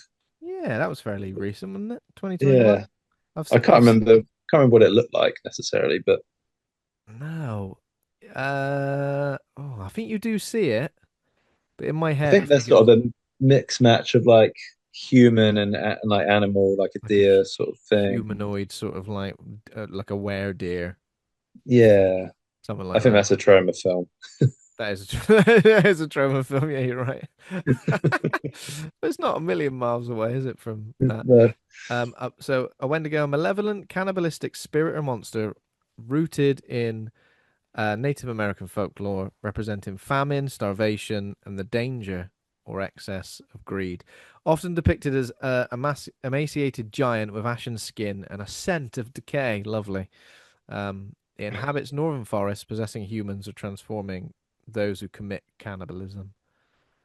Yeah, Yeah, yeah, but that's in pretty this film, cool. it's like a huge giant centaur, like you said. Yeah, so I guess all the depictions I'm looking at now kind of look. It's always on. It's like 2 feet Mm. biped. Biped, is that the right word? Bipedal. Yeah, bipedal. Yeah, I think so. Bipedal. Yeah, yeah. Whereas this one is like a centaur type thing. Yeah, that's Yeah. cool. I mean, it's definitely cool. Yeah, absolutely. And I like that they use it. They use it sparingly, but then when they do want to show it We get a towards lot of it at towards the the end, end. you get a lot of it, which is good because the stop motion thing. I mean, what is your relationship with stop motion stuff? Like, do you remember the first sort of stuff you saw? Yeah, I used to watch Jason and the Argonauts a Yeah, lot as a kid. I me haven't too. actually revisited it as like an adult, which I Oh, dude, kind of should, because I can't remember what the guy's called now. Ray Harry, Harryhausen. great, yeah, that's it. Yeah. Yeah, So upon watching the special features on the Frostbiter, Tom Chaney references him a lot. yeah. So Big, if- there is a great Ray Harryhausen documentary. is that Um, okay? yeah, I was lucky enough when I visited Edinburgh, maybe in 2021. There was a Ray Harryhausen exhibition, like at a Right. museum. So you saw like loads of the original like puppets and Oh, awesome. stuff that was used for Jason and the Argonauts, but also Clash of the Titans and like other loads of other things. Um, Yeah. the documentary is called Ray Harryhausen Special Effects Titan. And yeah, it's so good. It's like Okay, I have to watch that. Yeah, I kind of want to go back and revisit those films because it's been so long yeah, and they're so the impressive. the stop motion thing. There's something just like unnerving about it, isn't there? Otherworldly, like it. Yeah. I mean, I really enjoyed Mad God that had a Oh lot of yeah, of stop course, motion Mad in it. God, yeah, That was awesome. Obviously, you've got your skeletons in Army of Darkness, which are straight from Jason yeah, and the Argonauts. straight up, yeah. But no, yeah, I really enjoy watching it. It's just one of those things. It's it's an old technique, but it kind of never gets old. No, I feel like it's always got its place. Like, and again, in a film like this, where you're kind of, so I don't know about you, but sometimes when a monster is revealed in a film, especially a modern film, and it's just a Mm, big old CGI thing just yeah, running around, I don't know. For me, that feels less sincere than something sure. like this. Yeah, 100%. Like, I know it kind of, I know you're like, oh, it looks more realistic or whatever, to a degree, but I'm like, I don't know. It kind of like removes a bit of the magic and the mystery for me. Yeah, Um, it's nice to see something that's physically real on screen, you know. yeah, yeah, definitely. I think it was always, I can't remember what film it was in. There was like a harpy. I don't know if that was in, that might have been in Jason and the Argonauts. A harpy that was like attacking a blind man and stealing his grub. I don't know if you remember that. Was that Jason No, and the what's a Argonauts? harpy? What's a Harpy harpy? is like a weird, like person flying monster thing. Um, and Okay, yeah, maybe it's Clash of the Titan. yeah, I think it's Greek, isn't it? So it must be Clash of the Titans. Yeah, because Um, I remember watching that one because you have all your beasts through that one, yeah. don't you? You got like Essentially, Medusa. it's like a bird with a human head, Okay, something like harpy. that. But like not as silly as that. Like a big bird. Do you know what I mean? There's still like humanoid features to it. But yeah, that scared me in Clash of the Titans, and then that Yeah, big like statue that comes to life in that is Jason the Argonauts, isn't it? Um, yeah, I can picture it like walks around the mountain, and it's yeah, like, walks around the mountain, and I think yeah. the way they get to it, it's got like a little plug in its ankle. Oh, really? I can't remember Like there's not that. enough bloody plug in my ankle. That's my weak spot. What is it? What comes out of it? What unplugs? If I remember, like water or something like Oh, that. really? Yeah, Okay. something like that, and it just like collapses. Yeah, Oh, but yeah, that's pretty. something about it. The stop motion stuff that's always freaked me out. Have you seen the film Stop Motion as well? Yes, yeah, I did. Yeah, Yeah, that yeah. was I thought that that. was cool. Yeah, Yeah, that was cool. Yeah, I agree. I like that. but Um, it is a tedious process. Stop motion. oh God, yeah. Tell us something about stop motion. Then yeah, absolutely. Tell us all about it. Well, I'd never done it before, ever. Not even like with anything. Not even clay. Luckily, there was like an app you can get on your phone because the camera I was borrowing, it couldn't focus on like the cars properly. I think the Yeah, lens was like too big. So I actually had to resort to filming all of the stop motion sequences on a mobile phone on a yeah. smartphone. And it's a great app that just kind of, you just have to take the pictures and then it does it all for you and you export it. You can change the frames per second. Oh my God, that sounds fun. It is fun. It's good in a way because it's the only thing I could sort of do on my own, where I didn't have to like rely on people or ask people for their time. Yeah, But you then, just. but then when you're in the enclosed space during like the height of summer Oh on a God, yeah. weekend, and I was in there for like 8 hours sometimes, and it's just, it is tedious, and you start going a bit nuts because you're like, I had to figure out a way to keep on top of things because I'd be moving the cars and the exhausts were made up of cotton wool pads. So the cotton wool Okay. pads would be the exhaust, and I'd be moving them, and I'd be like, Oh, oh, I I can't see remember what you if I've mean. moved. I don't know if I've moved that car or not anymore. I can't Yeah. know what's going on. And then Holly, my partner, was like, why don't you move all the cars and then do all the exhausts so you can see which cars you've done? And I was like, oh, Okay. spent hours doing it, not like that. And that And makes it so much easier. yeah, it's a blessing, but also it's kind of annoying, isn't it? Sam, Yeah. come out and have some dinner. I'm playing with my Hot Wheels in here. So you're in there for, yeah, so 8 hours or something stupid like that. And then you got a 2.5 second shot. Yeah. Worth it though? Worth it, yeah. I think it adds a lot to the film. And yeah, I think I probably did maybe like 10 sequences with the stop motion in the end. Yeah. Oh wow. So we had to do sort of like, a car barrel rolls, another one crashes and explodes and that sort of thing. Um, How many times do you think you did particular shots? Did you just keep redoing them until you felt that they were perfect, or I did you think get there lucky? was, I generally got most of them in one. Yeah. I think there was only like one that I had to redo because like the Nice. first half of it wasn't in focus, and I just didn't Hmm. notice. So, I mean, maybe I should have gone back and perfected some more, but we'll find out. Yeah, but I mean, I'm looking forward to seeing those sequences. Definitely. Again, when they do appear in horror movies, low budget horror movies, it's always a good time. I think. I think so. Absolutely. Yeah. Yeah. Definitely. Okay. So back on the mainland, Sandy is visited by the Guardian in her dreams. He's got a lovely. What's he wearing? Like some lovely. Like a bath towel, like a white towel. Looks like. Have you just got out of the shower, Mr. But Guardian? Yeah. it's not his daughter, is it?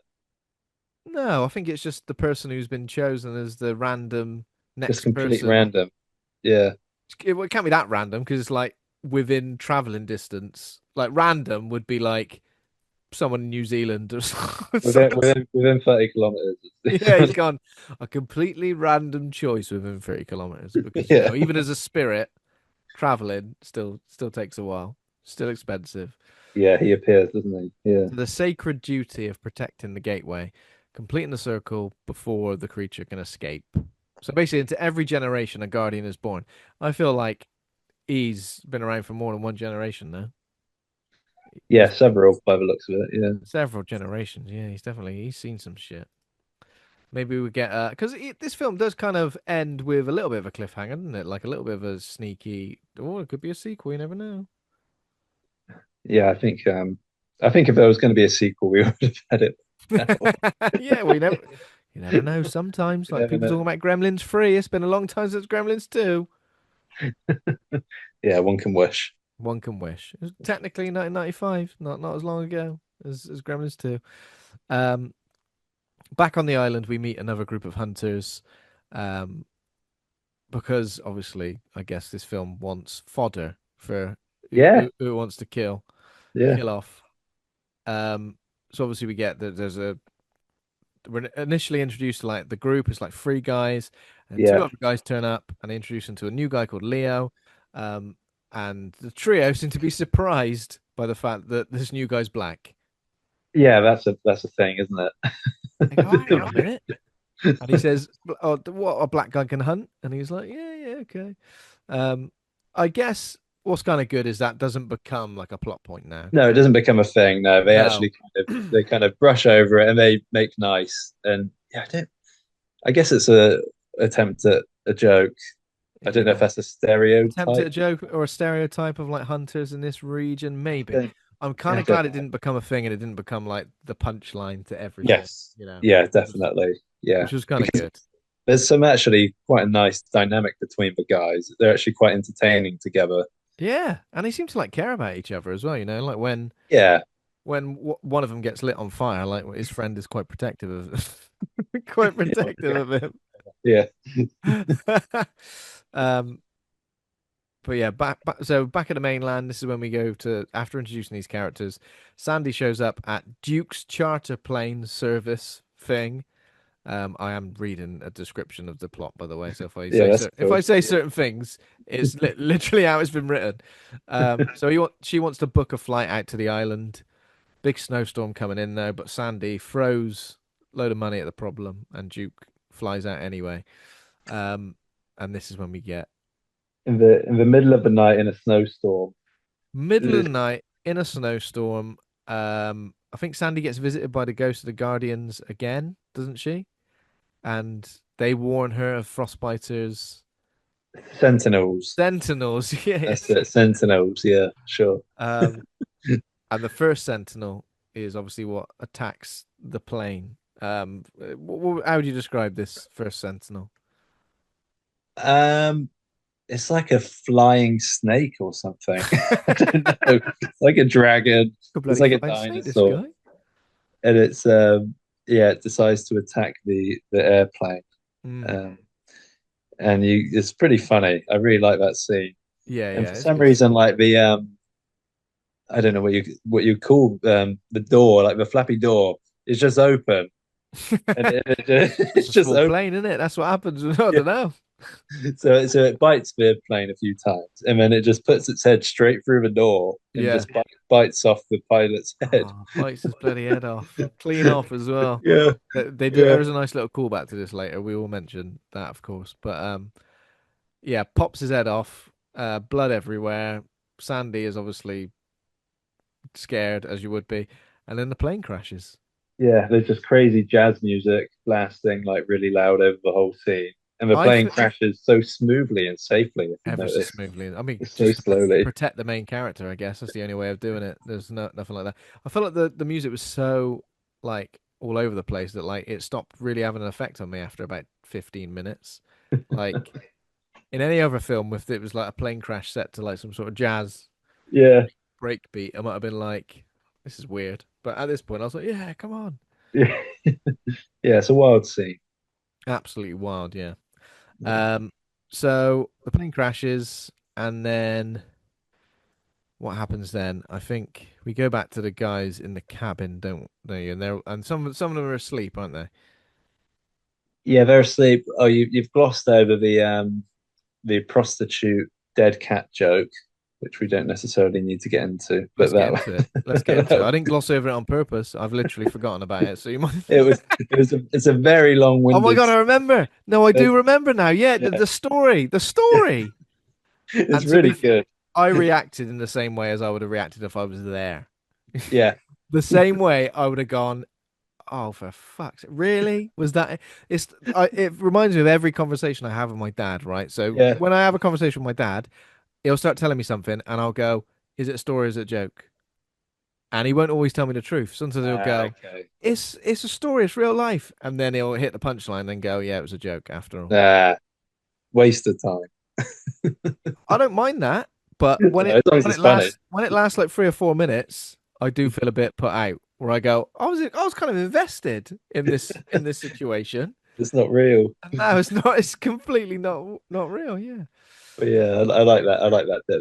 That got me. I didn't know where it was going, and then it ended up just being one long-winded joke, which It was was funny. just one long-winded joke, and I don't remember the exact nature of it, but it was to do with paying for pussy. That's the punchline. Yeah, That's it the was to do. punchline. They basically say they run over some lady's cat on the way Oh there, yeah, yeah, and and the lady says they've got to yeah. pay them like $1,000, and then a policeman turns up, and the punchline is something about it's illegal to sell pussy. In this state, yeah. There we go. Well, they're all having a good time at least, which I'm glad. Yeah, they I'm are. glad about that. So yeah, did they go to sleep at this Yeah, point? I think the next bit is probably yeah Ron Ashton uh Oh yeah, Ron Ashton appears turns up. in the middle of the night, and then so they're having like a sleepover, aren't they? It's Yeah. like all dark. I think Ron Ashton turns up, and then one of them decides this would be a good time to have some of my bodacious chili. Bodacious. At this Yeah, time of night? and then the music kicks in, the chili song at like full volume, and then they all just wake up and get out of bed to like share a bowl of chili together. Yeah. Delightful. So I think Gen- when Gary turns yeah. up originally, he just starts barricading the door Yes, and like something's chasing him and everyone wakes up to like confront him, I guess, but um they talk they don't about the believe him, Wendigo. obviously. They don't believe him, yeah, but they all kind of like talk about the Wendigo legend. That's when Leo gets up and starts making He chili. calls it the Hoodigo Wendigo, doesn't Yeah, that's right. Yeah, the hooligan. God. Um, it says here making some chili to wake everyone up. Oh, I'm ever so sleepy. I could do with some chili to just wake me up. Most people have a lovely cup of coffee, he? Yeah. Well, I energy suppose drink. it's probably cold in there, so you might want some hot chili. I feel like made me go to sleep. I Yeah. felt nice and toasty. That's some lovely hot chili. Um, so yeah, this is when the creatures begin to strike. Something possesses the chili. The next Sentinels, The we should next say. sentinels chili, and They it they bites off poor Leo's hand. they also look like some sort of Velociraptor Yeah. weird kid, don't they? And they bite off his hand, and then one of the guys holding the chili just inexplicably sets on fire, doesn't he? Yeah, what is going on there? I was like, what did happen there? Because he's kind of just there watching it all He's just unfold and then just goes, holding a bowl of chili, and then the yeah, bowl of chili just catches fire. it's the chili. It's the flammable chili. That they Or apparently just inflammable. they wrapped some wet towels around underneath his costume Yeah, and they then did. poured lighter fluid on him and set him on fire for like 2 seconds. Yeah, but he was done for within that time. Um, isn't it weird? Like I went to say flammable and inflammable then. Flammable and inflammable mean the same thing. Isn't that weird? Yeah, Yeah. this is news to me. If you Google that, because I did this a while ago, because I've not got Okay. much. I've got a lot of time on my hands at the moment, Sam. I said flammable for something. Someone else said inflammable, and I said, "What does inflammable mean? Can't set on fire?" But Yeah, that's what I would have thought. I've googled it. They both mean the same thing. Flammable, easily set on fire. Okay. Inflammable, easily set on fire. What do we need two words for And that? what about if you non-flammable? Is that what we just call something? Hopefully, yeah. Or is the secret everything is flammable at the right temperature? So as if you got enough lighter fluid or whatever. Exactly. Anyway, that was a brief segue. But this guy, this guy definitely just lights on fire. He's not on fire for too long. They get a sleeping bag and like put him out, don't they? Yeah, but But sleeping bags are incredibly flammable. yeah, yeah. But this puts him out straight away. I'm like, Yeah. forget the fire brigade having big hose pipes of water. Just get in with a load of sleeping bags. Perfect. Um. So yeah, he's on fire, and then he bursts into flames. Bless him, Jerry, I think it is. Um. And then they all agree pretty much we got to get out of here. We got to get off this island. We've had enough. Um, Jerry, who's obviously been burned, is pretty much done for, and he's in bloody agony Mm. for a And degree of I purpose, I noticed guess. Ron Ashton chucked the chili outside Yeah, that's right. out into the cold. So at the moment, they're all kind of like waiting for Duke to show up, and then when he shows up, that's when they're about to get away, essentially, isn't it? Get away from the island after this event, because everyone's pretty hysterical at this point, aren't they? Yeah. Yeah, it's been a pretty traumatic incident, I would say. Yeah. So yeah, as you said, they set Jerry down on a cot after snuffing out the flames. Gary tosses the chili outside. And then oh yeah, they hear a scream outside a little while later. Pete opens the door and a frightened woman rushes in. I mean, I kind of knew at this stage this was not going to be good, wasn't it? It's it's the lady from like the nudie magazine he's Oh reading in yeah. or something. I kind of that's quite interesting, isn't it? Because it makes me think, oh right, okay, so whatever these sentinels or spirits have Yeah. like somehow seen this nudie magazine that they were looking at and gone, you know what? Incognito, we'll be able to get Yeah. into the cabin if They're gonna we let her dress in. up as this. I was confused at this point because I was like, have I missed something? I thought, was there like a couple who were like camping or Yeah. something? Well, that's then you have your real sort of Evil Dead scene, don't you, where she kind of turns into a complete deadite witch and starts attacking all of them. Yeah. Um, I mean, this is good. I feel like this is one of the screenshots that I'd seen previously that made me kind of want to watch the film because it's kind of like a bit Deadite. It's a bit From Dusk Till Yeah, Dawn. yeah, The wig is pretty questionable. It's definitely one of those like polyester like yeah. wigs that I mean Highly flammable. that is highly flammable and Yeah. inflammable. It'd go up in seconds. Um, There's an Evil Dead 2 poster in the background as well in yes, that there is. scene. And then Just they above the oven, just above the stove. I yeah, think it is. and then I think they throw a pitchfork at her and then she disappears. She just vanishes. Yeah, she like explodes, doesn't she? If I remember right. Oh maybe yeah. But Does she she's kill gone. anyone? Does she kill anyone, or No, does she just no, I choke a don't few think she people? really kills anyone. She just causes a bit of a ruckus, Yeah, but she throws like a few completely people strips off. off before she turns into the scary Deadite. She like completely strips off. Yeah, you got her nips out. Got her nips out, and then she's replaced by old prosthetic old lady Old nip hag. nips hag exploitation. Yeah. I really Uh, love a bit at the end of the scene when she's like vanished, and Ron Ashton looks down at the magazine and sees the picture of the yeah. sober lady. You know, Hang on a minute. it's the blonde lady with her nips out, and he just screws it, rips it up quick. Yeah. There's a bit where like they put like a blanket or a sleeping bag over her to try and contain her, well, as she's Yes, transforming as well, which is pretty good. yeah, The sound effects yeah. And pretty she good there. comes Like out of it. the sound effects pretty good. They're like all rubbery and like it's pretty cool. Mm. Um, So yeah, this is probably like the most Evil Dead inspired Yeah, moment in the film, definitely. up Yeah, to the point with the Evil Dead 2 poster on the wall. yeah, Um, yeah. So after this scene, it's the morning. Sandy is shuffling about the island in the snow to try and find her way, I guess. And this is when the boys it says they found Leo. So Leo, when he had his hand off, what did he do? Did he rush out or something? yeah. He runs off into the night, I think. That's what I'd do if I just had my hand off. Yeah. Off out into the night. See you So later. they find the wreckage, don't they? And that's Of when they the find the wreckage. Yeah, and it is like the smallest plane wreckage ever.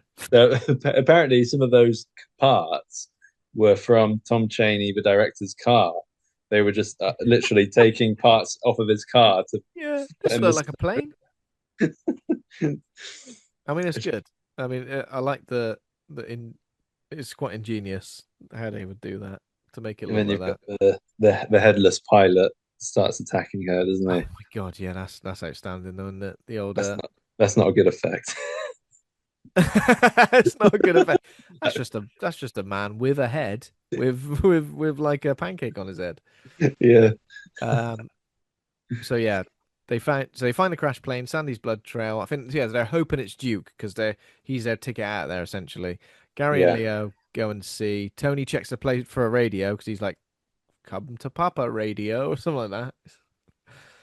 Um, and do they find a radio? Oh, that's when he gets attacked by Duke's headless body in that yeah, instant. Gary and Leo find Sandy's body, and Gary makes Leo carry her back to the cabin yeah. while he goes to see what's keeping Tony. Yeah, that's right. Make the man with one hand Yeah. carry her back. Oh, will you do it, please? Well, I've actually only got one hand, so probably not. Oh, go on. Please. Bloody hell, Gary. Gary Yeah, is his obviously one just, hand effect is pretty bad as well. yeah, It's he's just got fists taped up or something, isn't yeah, and some blood dabbed on the end. he? Yeah. He seems right with it. Like most people would be passed out after a 12 Well, hour he's van, drinking a lot of whiskey, I noticed. and that helps. Yeah, that helps. That gets you through it, especially in the snow. Oh yeah, we cut away to a TV broadcast revealing this plate. So basically, it takes place near Bedford Falls. So is that where "It's a Wonderful Life" is shot? Apparently, that's what it says here. Oh, yeah, they use a few seconds of that, don't they? Yeah. But all of those news things, they apparently they edited the film and it was only like 66 minutes. So they Oh went in and God. filmed. So they went in and filmed those black and white newscast scenes to pad the runtime, basically. Yeah. How? And yeah, the young lad who's doing it is actually Tom Chaney, the director, as well. Oh, I see. Yeah, he looks very young. Yeah. So 25 years old, you said when you first shot Yeah, this. Yeah, yeah, that's pretty cool. Um. So what happens next? Oh yeah. So obviously with this is when they cut away to this news report a couple of times. This is when they speak to Duke's son as well, and Duke says, "Hopefully he ain't lost his head" or something like that, doesn't it? he Which has. is yeah. Back at the cabin, is it Joe who got burned? Yeah, He's passed away. They decided to put him in a coffin and stick yeah. him outside. They build whole coffin, don't they? Build a Somehow. whole coffin.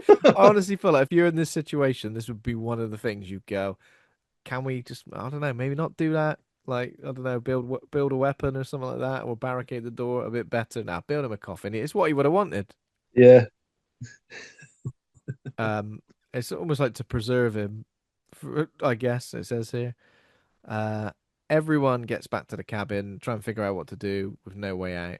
Um, and while they're doing that, the chili outside is reconstituting itself, oh yeah. and it says here like a meaty T1000. Is that what it says? Yeah. That's good.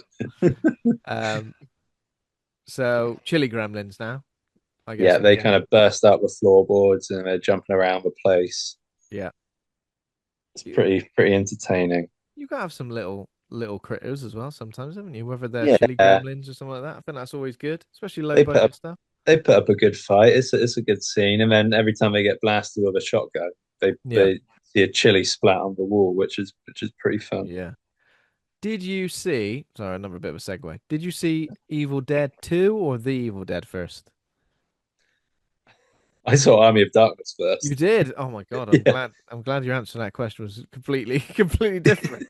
So my uncle had it on VHS, and I was going to stay at my nan's house, Yeah, and my uncle was like never there, but we me and my brother would watch his videos, and amazing. we asked my nan if we could watch it, and she said, "I better ask your mum." And then she phoned my mum, and my nan said, "Oh, I've actually watched this with him, and it's not scary at all." Oh So my God. we were allowed to watch Army of Darkness, which obviously wasn't very scary. It's But I just like remember, a nice period drama. yeah, I was really young. I don't really remember what I thought. I think I was probably confused at the time because I thought I was going to be watching a scary film. Yeah, And then years later in secondary school, um, my friends all discovered Evil Dead 2. yeah. One of their dads had like recorded it off of TV, Oh, nice. and Classic. we watched that, and I just became completely obsessed with Evil Dead 2. And then when I watched Evil Dead 1, Yeah, when you go, that's an interesting order to do it, isn't it? yeah, Um, I think my order was Evil Dead 2. Then I watched The yeah, Evil Dead, and I was like, well, this is basically the bloody same film. yeah. But without obviously knowing the the making of and the I origins of think I that think a story. lot of people seem to have watched number two first somehow. Yeah, I don't know what Heard it that quite was. a lot. Yeah. Again, I've told this story on the show a lot of times. I used to watch a lot of films on TV, a lot of horror films, Mm. but my mum was like proper. She'd hear like a pin drop in the room next door and be like, "Turn the TV off." I used to watch a lot of films on silent, like with subtitles on, Oh, really? just so that she wouldn't like tell me to turn the TV off. So Evil Dead 2 was one of those films that I watched. I want to say on like in my head it's like BBC Two or something like that. Okay, interesting. Yeah, it might have been like Channel 4 or something like that. But yeah, that was when I first saw it, and then I saw out The Evil Dead after that, and then eventually Army of Darkness as well. What's your favorite? Two, I think. I think Just two is probably just for the that relationship to like the first. I think it all the first time you saw a film will always have a huge impact on you. I remember watching it, and because I watched it on silent, it was like a bit forbidden and a bit like you shouldn't be sure. watching this. This is you're not old enough to watch this. It's a bit. So I think I've got that. I love Army of Darkness as well, and I feel like the original's got a lot of great stuff as well. Yeah, I think the original has some like legit scary imagery. It's Yeah, really definitely. grotesque, really grotesque. Super grotesque. Yeah. But yeah, I remember when I watched number two, I just kind of thought like, wow, you can get away with this. You can you can do Yeah, like yeah, yeah. this much like stupid shit and still have a It's really almost a bit more crazy cool. sinister, the original, isn't it? Like it is genuinely like Yeah, it's more of a horror film, it's more of a definitely. horror film. Yeah, the slapstick stuff is kind of there, but it's almost like it's not Yeah, always played for laughs. no, I wouldn't even consider number one slapstick. I mean, it's got No. some bad performances that are pretty cheesy, but Yeah. yeah, number two, I just was like, wow, I can't believe this is a film. It was meant to. I loved it. Loved everything about I love it. it when a film makes me feel like that, though. Like, I mean, I guess Frostbiter to a degree, I kind of feel the Yeah, same. yeah, I yeah. can't believe this is a film. But I'm having fun. I'm having fun. So yeah, obviously, while this is happening with the Cheddar Goblin, oh wait, I've misread that. The chili gremlins because it Yeah, says cheddar goblin from Mandy here on the does thing it? saying the chili gremlins and cheddar goblins would be a toe to, good if they went toe to toe. Okay, yeah. I agree with that. Um, so while this is happening, Sandy wakes up to lend a hand, and they eventually like kill them all. But then they resume an argument of what to do next. Sandy explains why she's there, that Mm. she's the guardian essentially, and asking them for help since they know the island. Um, and they're not really down for that. Um, And then Gary finds a random hunter in the woods who like recounts a lot of the plot, isn't it? Yes, yeah. That's when he sort of, his guilty conscience comes out, and he's going Yeah. on about it was an accident, isn't it? And the guy just punches him. He like slaps him. He says, "You're talking absolute shit." Um, yeah, it tells him to go and see a doctor. The hunters hear gunshots, and they go rushing out to see if it's Gary or Tony or whoever else. And they end up finding some dude sliced in half, pinned to a tree. Oh yeah, yeah. I forgot about that. Yeah, this is like any ghost train you've been in on the coast. Western Supermare had a pretty good ghost train back in the day. They, Yeah, and you'd have a shit like this, like bodies like pinned against things. Pretty Nice. scary, you know? Pretty scary. Yeah, yeah. And any ghost trains on piers in Weymouth? Yeah, we have one at there's one down the road from me. It's terrible. It's so bad. Just has like printed off like pictures of like the Exorcist on the wall. Yeah. So you like whereabouts was that? Because I had quite a lot of family holidays to Weymouth when I was a Oh, kid. really? Yeah. This is down at Bowlees. There's like a holiday park, sort of Yeah. Okay. arcade type area. Yeah. It's not a very big ghost train. It's not very good. No. Um, no, no. The ghost train at Western Supermare was good, but the pier bloody burnt down. I think that's where it went. Oh, I mean, really? it's all like back now. Like they I didn't rebuilt know it. Western Supermare had a beach. I mean, beach is probably. I mean, to be fair, the beach can be all right. It's a bit people. A lot of people call it Western Super Mud. Right. Okay. Yeah, bit muddy. Yeah. Also, the sea. You know, like on coast when the tide goes out and it's like where it really goes out. It's like 10 miles. It's like ten Oh, miles really? away. You're literally like, You got to like trek to get into the sea. yeah. So it's a bit like that. I've not been there in years, to be fair, but yeah, the it was a good ghost train. Is that where you're from, Western Supermare? No, no. I'm No, just from Bristol, Western, but no. Western Supermare was like a It's quite good. near to there, isn't It's it? really near. It's like a good day trip place, to go. Western Supermare, and then when you really wanted to branch out, it was Weymouth. So, Oh, when did you last come to Weymouth? what was that? When did you last come to Weymouth? Oh God, that's a good question. That is. I reckon. I honestly reckon when I was about 15. Really? Oh, wow. So well over 20 Okay. years ago. Oh, you should come Yeah, back. Come that's down. crazy. Check Yeah, out the I ghost feel like train. it must be. So the thing is, I do come down south quite a lot.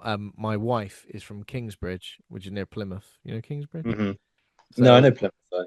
we tend to go like that direction more so now than Yeah. Weymouth. But I remember having some great times at Weymouth, definitely.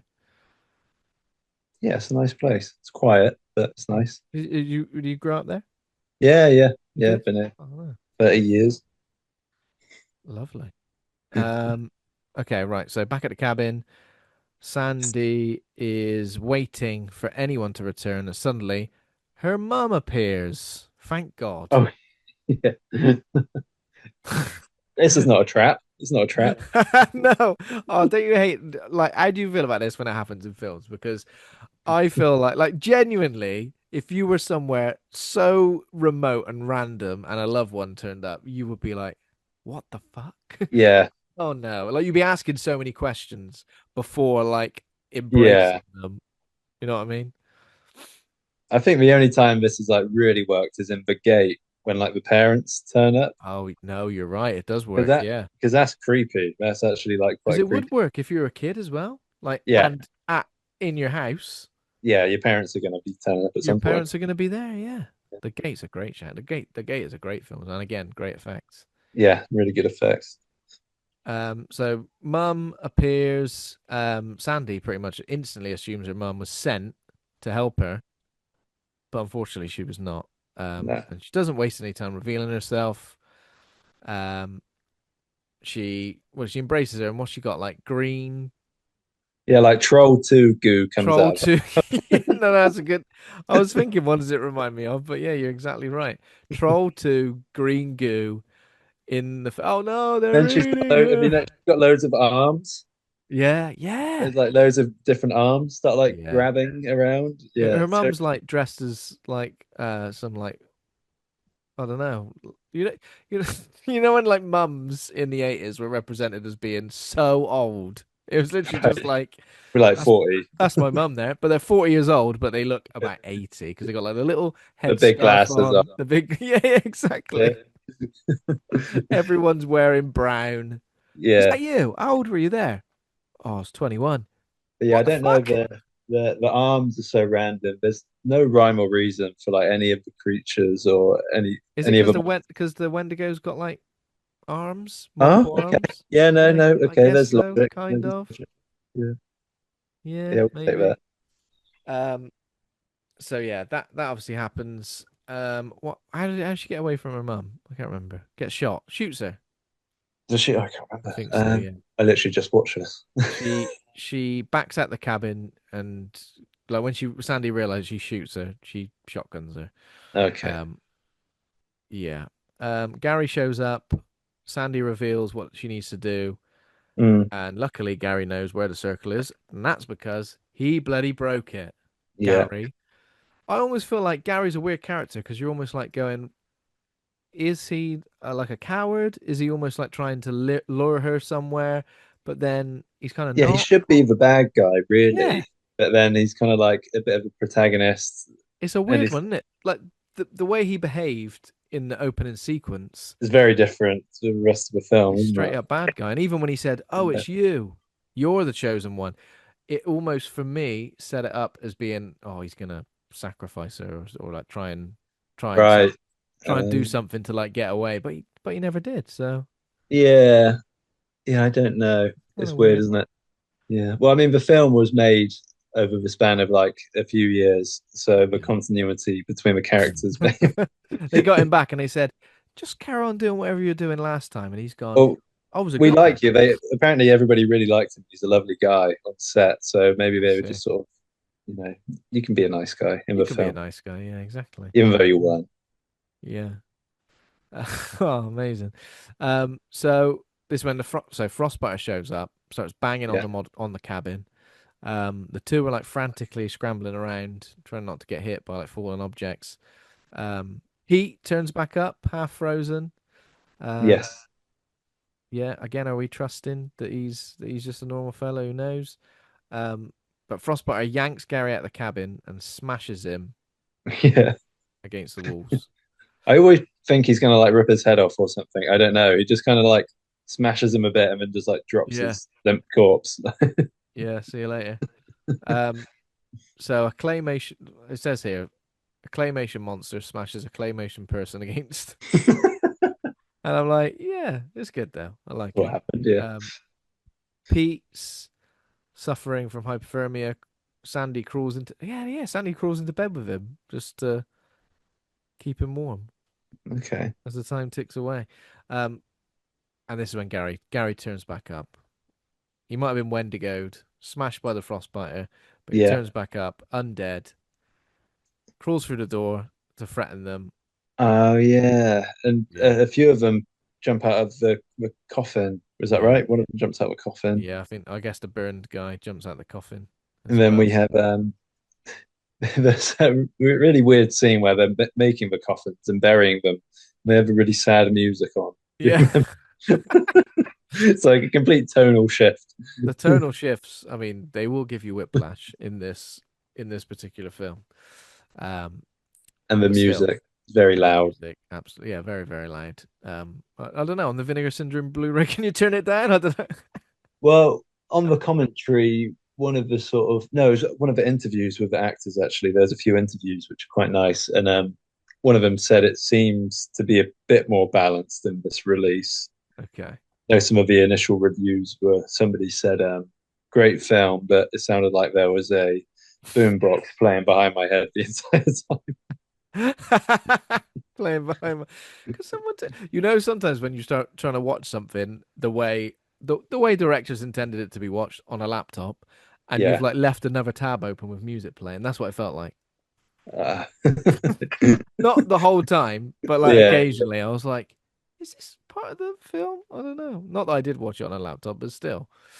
Well, yeah. Um, Apparently, Tom Chaney was quite upset because, yeah, whoever was doing the sound seemed to think that they could get more money from the soundtrack than selling the film or yeah, something. I that's don't know. annoying, though, isn't it? That Yeah, is annoying because but you're, I don't yeah, know. It's an independent film. I don't know why he then couldn't have had final cut and adjusted the sound. I don't know. yeah, yeah, exactly. That's true. But But these things happen, everybody's I sort of guess. apparently it kind of adds to the film's charm, which it does in a way. It's quite entertaining. It Yeah. Oh provides yeah, some definitely. It definitely energy. adds to the charm. So it says so this is where the dead are rising up as the Frostbiter's powers grow. It almost becomes a bit of a zombie movie, doesn't it? For a second, for a few minutes. For Yeah, a few minutes, yeah. So time ticking away to sunrise when Frostbiter will be free. Sandy and Pete make their way to the Guardian's cabin and the circle. By the time they arrive at the cabin, it explodes and the gateway opens. Mm. And Love this set. The miniature set's really cool. oh yeah, it's great, isn't it? Yeah. Um, Sandy is sure there must be another skull. That's all you got to do. Find the skull and put it put it Put back it in back, yeah. place. Any skull, probably. Any skull. It doesn't even matter. I keep thinking like the wind and the rain, like knock a skull like down the road or something. That's not very good. Uh, and then she does find the skull. She finds is the Guardian skull. I guess that one would do. Of course, it would do. Pete's distracting the creature. Um, oh yeah, and Leo randomly walks back in to the plot to be a distraction. Sandy manages to complete the circle. Frostbiter charges her. Pete steps in to defend her, and he gets flung. He gets flung off in like off screen, I guess, Yeah. slightly, just into the forest. I don't know. Yeah. I watched it back in slow mo to see like how the body went, and it was like upright, and then when it got thrown, it was upright the whole way, like It's rigid. which I kind of liked. Again, just Yeah. it just, I mean, you wouldn't notice it when the film's playing, but I just thought it looked a bit funny, so I thought I'd watch it again. I just like the thought of someone making a tiny little gilet to put on this tiny little Yeah. little guy. Well, there's a lot of details gone into like the people, like the mini people for the stop Yeah, motion thing, definitely. and they're just getting flopped around and smashed onto the building. Mm. It's And great. in these final moments, the Guardians Force Ghost, I guess. I mean, not only is he like a Force Ghost, he's also got like Emperor Palpatine powers, isn't he? Yeah, I know. There's a lot of Star Wars going on in there. Yeah, he's got like the lightning coming out of his hands. Yeah, I So love he, that. I love those yeah, it's effects. good. Um, Shows up to send the beast back to the pit, calling to Sandy to help, and she's got manager magic powers as well, because of Yeah, course she's one of yeah, the Guardians. And they blast the creature into tiny chunks of clay. He does say, "Oh, you might be needed again in the future because it'd just be resting." I was like, "They just blasted it to bits. yeah, Is that yeah. resting?" I thought it'd be all right. Yeah. Um, Nice little explosion. it's a good explosion, yeah. The Guardian tells her she's free to go, but someday the beast might return. Does that mean she's forced to like? Because he like guarded the circle right there, like he Yeah. moved in. Well, I guess she needs to change her address. She can't just go back to her normal life. That's it. Got to stay holed up in the cabin for She's done for. a long time. Yeah. Bloody hell. Maybe that'll be the sequel, Yeah, Cabin Life. the 30 years later sequel, the long the long the long awaited sequel. Again, I'd like that. Again, we talk a lot about remakes. We talk a lot about, classic films getting remade and stuff. Let's remake some stuff like this. I mean, Yeah. or do we want more? Legacy sequel is what we call it, isn't it? Legacy sequel. Let's get a legacy sequel of this. There we go. So that is Frostbiter, Wrath of the Wendigo. What a good time, and it is a good time. Yeah. Now, obviously, we try and rate the film based on our enjoyment of it, rather than you know how good it is. I guess. So, if you were going to rate the movie, so if we do rate good, rate bad, A to F, pluses and minuses are allowed. Where do you think you would fall on Frostbiter, Sam? I wouldn't judge you. Well, I want to say an A plus. Are you gonna go for an A plus? Um, yeah, out of pure enjoyment because I get have so much fun watching it. Oh I'm gonna, hell yeah, an A plus, yeah, dude. why I'm not? there's no reason why not.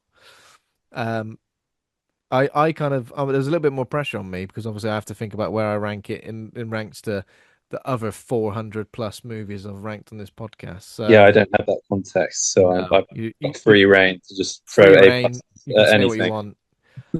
I'm gonna go for a B because I think I rated a lot of the Troma movies when I discussed them with Liam a few weeks ago. It was kind of like B, sort of Yeah, B minus or something like that. I think it's a B because I had a lot of fun with it. Despite the low budget, despite the soundtrack, I think is a good time. I love when stop motion pops up. I feel like anything that is kind of a bit of a Evil Dead adjacent thing, I really enjoy. yeah, Um, because there's a lot from this sort of era, isn't there? 80s and yes, 90s. for Um, sure. what's the Japanese Evil Dead? one as A well. muscle bodybuilder from hell or Muscle something. bodybuilder in hell, yeah. Again, In Search of Darkness, I think they went from Frostbiter, Wrath of the Wendigo, directly into bloody muscle bodybuilder in Okay, hell. I need to watch this latest one then. Yeah, it's great. Like a Is it six out. still I on mean, Shudder? again, it's not on Shudder, this one, but Um, I'm not sure where it's okay. available. It is available like on Blu-ray currently. Okay. It covers a lot of the like mainstream ones and big releases, but it also now and again it goes into like proper micro budget stuff, Yeah. which is cool. And again, You it's said it just was like 6 hours long. yeah, 6 hours long. Wow. Okay. Yeah, the other Six ones were hours quite long. long, weren't they? Yeah. I watched the first two, I think. Oh yeah, I love it. There's a The Thing expanded coming out as well soon. So just focusing on The Thing. I think Okay. that might be 4 or 5 hours long. Oh, really? Yeah, What's that going to literally. be like? A sort of making of behind the scenes, everything I literally think it's like they in talk one. about everything. They talk about a lot of the making of, the behind the scenes, the cultural impact, different people talking about the first time they saw it, what they think this means. I guess working out who's a bloody thing at the end, Yeah. even Oh, though brilliant. I don't think John Carpenter even knows or cares. No, he's busy playing video games and He's too smoking busy. cigarettes. You know? Have you seen like he's involved in that new game, The Shooter? And It's some music for it or something, didn't he? Is that, or has well, he the produced it? game's called like John Carpenter or something. But Maybe. Yeah. I Okay. swear recently in an interview, he was like, I don't really had anything to do with it. It's like they just slapped his name on it. Oh, he's so funny. Yeah, so good. Toxic Commando. That's what I'm thinking of. Yeah, John Carpenter's Toxic Commando. He might Okay. have written a treatment for the plot or something. You never know. Yeah. That's all you need, What's really. what's your favorite Troma film before I lose you? I mean, again, I've probably not seen as many. I think my relationship with Troma is come quite recently, I would Yeah. say, like probably in the last 4 or 5 years. Is it too obvious? I mean, I tell you what, I loved Romeo and Juliet, and that was the first time I'd seen it. Oh, wicked. Um, I found it. I don't know. I felt like it was a really interesting take on the source material because I was a little bit worried it was going to be all the Shakespeare kind of style dialogue, like Sure. Baz Luhrmann's Romeo and Juliet, for example. But I thought it was great. I thought it was great to have like a early James Gunn script, like given. I think it was just a lot of fun. Apart from Yeah. that, Toxic Avenger, just because again we had a great time reviewing that on this show as well because we covered the Toxic Avenger. We spoke to some of the guys who are behind the game, the creature, not the sorry, the Toxic Commandos. What? Okay. Was there a game? Was there? I didn't know Well, this. there is. There was an animated series, Yes, I've um, heard about that. Yeah. and it's been made into a side-scrolling game, Toxic Crusaders. That's right. Okay. Yeah. Yeah. And we I've heard had of the that. writer and one of the designers of the game, and Oh, cool. on talking to us about the game, and then we reviewed Toxic Avenger. So I'll probably say Toxic Avenger. Although after watching the trailers before the Romeo and Juliet screener, it made me realize I need to see Toxic Avenger 4 because I've not seen that. That is a good one. Yeah. That is a good one. And even Shakespeare's, was it Shakespeare's Oh, hashtag Shakespeare shitstorm. hashtag Shakespeare's Yeah, shitstorm? you're not allowed to forget the hashtag. Which looks good, and I think I remember you saying about Yeah, I how like that a you lot. really Yeah, liked really it. good. Yeah. Yeah. So, what would you recommend I need to see as a fairly Well, new? I think you should watch that. You know, it's Lloyd's latest film, Hmm. and I don't really hear people talking about it very much. I don't know how many people have seen it. I Hmm. think it's really good. I think it's a good representation of everything he does, really. Hmm. And it's just sensory overload, as you would expect. Terra Firma is pretty intense as well. I love Terra Firma. Yeah, Terra Firma was. Poltergeist is my personal favorite, but Did I read recently that maybe a Poltergeist sequel might be coming out? yeah, I think that's been filmed or is being filmed now. Yeah, isn't it Oh, I can't remember Dawn of now. the Chicken Dead? Maybe Night of the Chicken Dead, Dawn of the There Chicken. there is a Dawn of the Dead style poster with a big Yeah, egg. I think I've I've seen seen. that. Yeah, Yeah. Whether it'll be any good, I don't know. We'll yeah. see. I mean, There's a lot. I've never seen any of the class of Newcomb High films either. I've watched one and two. I haven't watched. Oh, I watched Return to Nukem High, one Yeah. part of it because there's no way for me to watch the second part. Mm, So yeah, I don't really have a huge opinion on those, so I've not mm. seen all of them. But But yeah, maybe I need to round off because I've seen Toxic Avenger parts one, two, and three. So I think Citizen Toxie is next on the list. yeah, I don't like two or three Toxic Avengers Yeah, I know what necessarily. you mean. I was definitely not as into them. No, but What four is a solid film. Four is have you good. seen the new Toxic Avenger? Yeah, yeah, I have. Have you? Yeah, I thought it was all right. Yeah, it's all right. Again, I'm not again because I think I'm not like do or die trauma. It isn't like I don't go, oh my God, I can't believe they've done this. So I wasn't opposed to it. I thought they set up a good dynamic with like Peter Dinklage and his stepson. That was yeah, like legit. Um, I liked a lot of the cast. we It interviewed looked Luisa good. Guerrero, who was in the suit for most of the film. Oh, really? Yeah, so Yeah, that'll they're be not really getting Peter Dinklage in that, are they? no unnecessary, really, isn't it? Just like What did he have to say? I have to listen to that interview. I listened to that. yeah, so yeah, Peter Dinklage obviously dubbed over his voice for like Yeah. every bit like that, and he was obviously in the bits before he turned into Toxie, but I think it works pretty well. It's pretty interesting to see like people like Kevin Bacon in it, you know? Yeah. I thought it looked great and it was entertaining. I just there's a lot of like CGI gore effects Yeah, I and know what you mean. didn't find it particularly funny, but I'm a big Macon Blair fan as a Yeah. director. Oh yeah, me I'm too. really, yeah, Definitely. really into him. So it's cool that he was involved. It's just it's never going to beat the original Toxic Avenger, which is just an absolute. Yeah. It's Doesn't just, need to beat it, does it really? So we've already no, got that. yeah, Okay, so there we go. That was Frostbiter, Wrath of the Wendigo. Sam, where can our listeners find you online? And I guess where can they keep up to speed with your filmmaking exploits and obviously the release of Satanic Garage Management as well? yeah. So on Instagram we've got Satanic Garage Management. There's an underscore between each word. I'm sure if you just type in Satanic Garage Management, there's probably no other accounts with a similar name, so you'll I'm find it. sure you've checked as well. Yeah. So yeah, follow us there, and you'll see some sort of semi-regular updates Mm, as to what's going to be happening with it. awesome. What about you specifically as well? I got Rat Lords Catnips. I Rattlers think that's Catnips, right. yeah. I think that's right. That's my personal Instagram account. I don't use it that often, but you can find me on there as well. I think I was searching for it the other day and I think I wrote in Rat Cat Lord Nips, I think. I know it's been that since I was like 18 or 17. I have no idea why. Yeah. I Oh, can't remember the origins of that. there doesn't need to be a reason, does there really? I Um, suppose not. Yeah. okay. Well, that was fun. Thanks for joining us, Sam.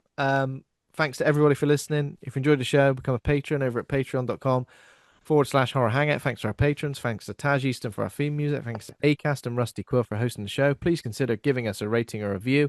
We're on Instagram, Facebook, TikTok, YouTube, Threads, or horrorhangout.co.uk for everything in one place.